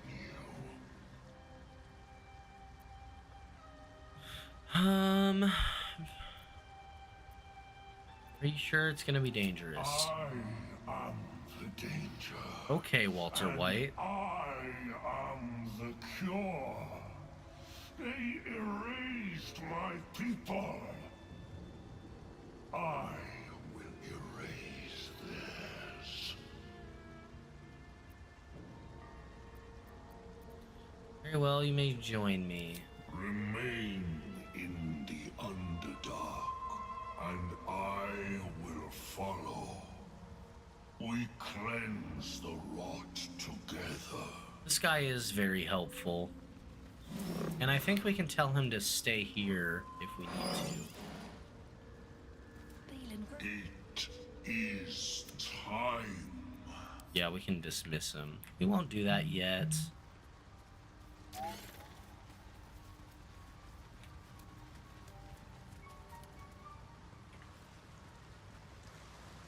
Yeah, I think I'm about ready to call this a session. I feel like we didn't get very much done. However, that's okay. I think I'm gonna try to stream like 4 or 5 days this week and see how well I can do with trying to hit Twitch affiliate. That being said, do we just want to save or do we want to go ahead and rest? I feel like resting's wasteful. I think I'm just gonna save and call it here.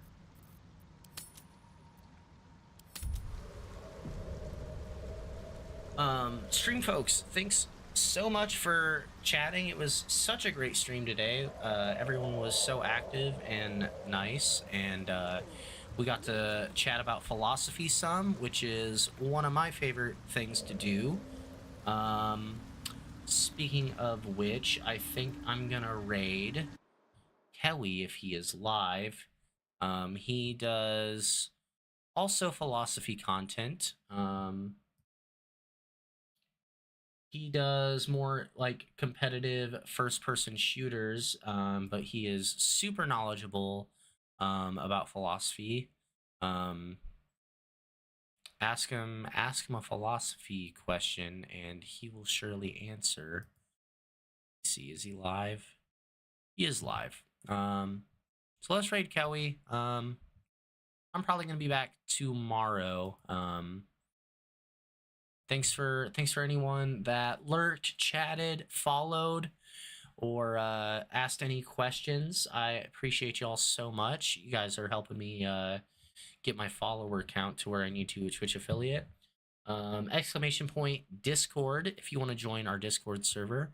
And I will probably see you tomorrow.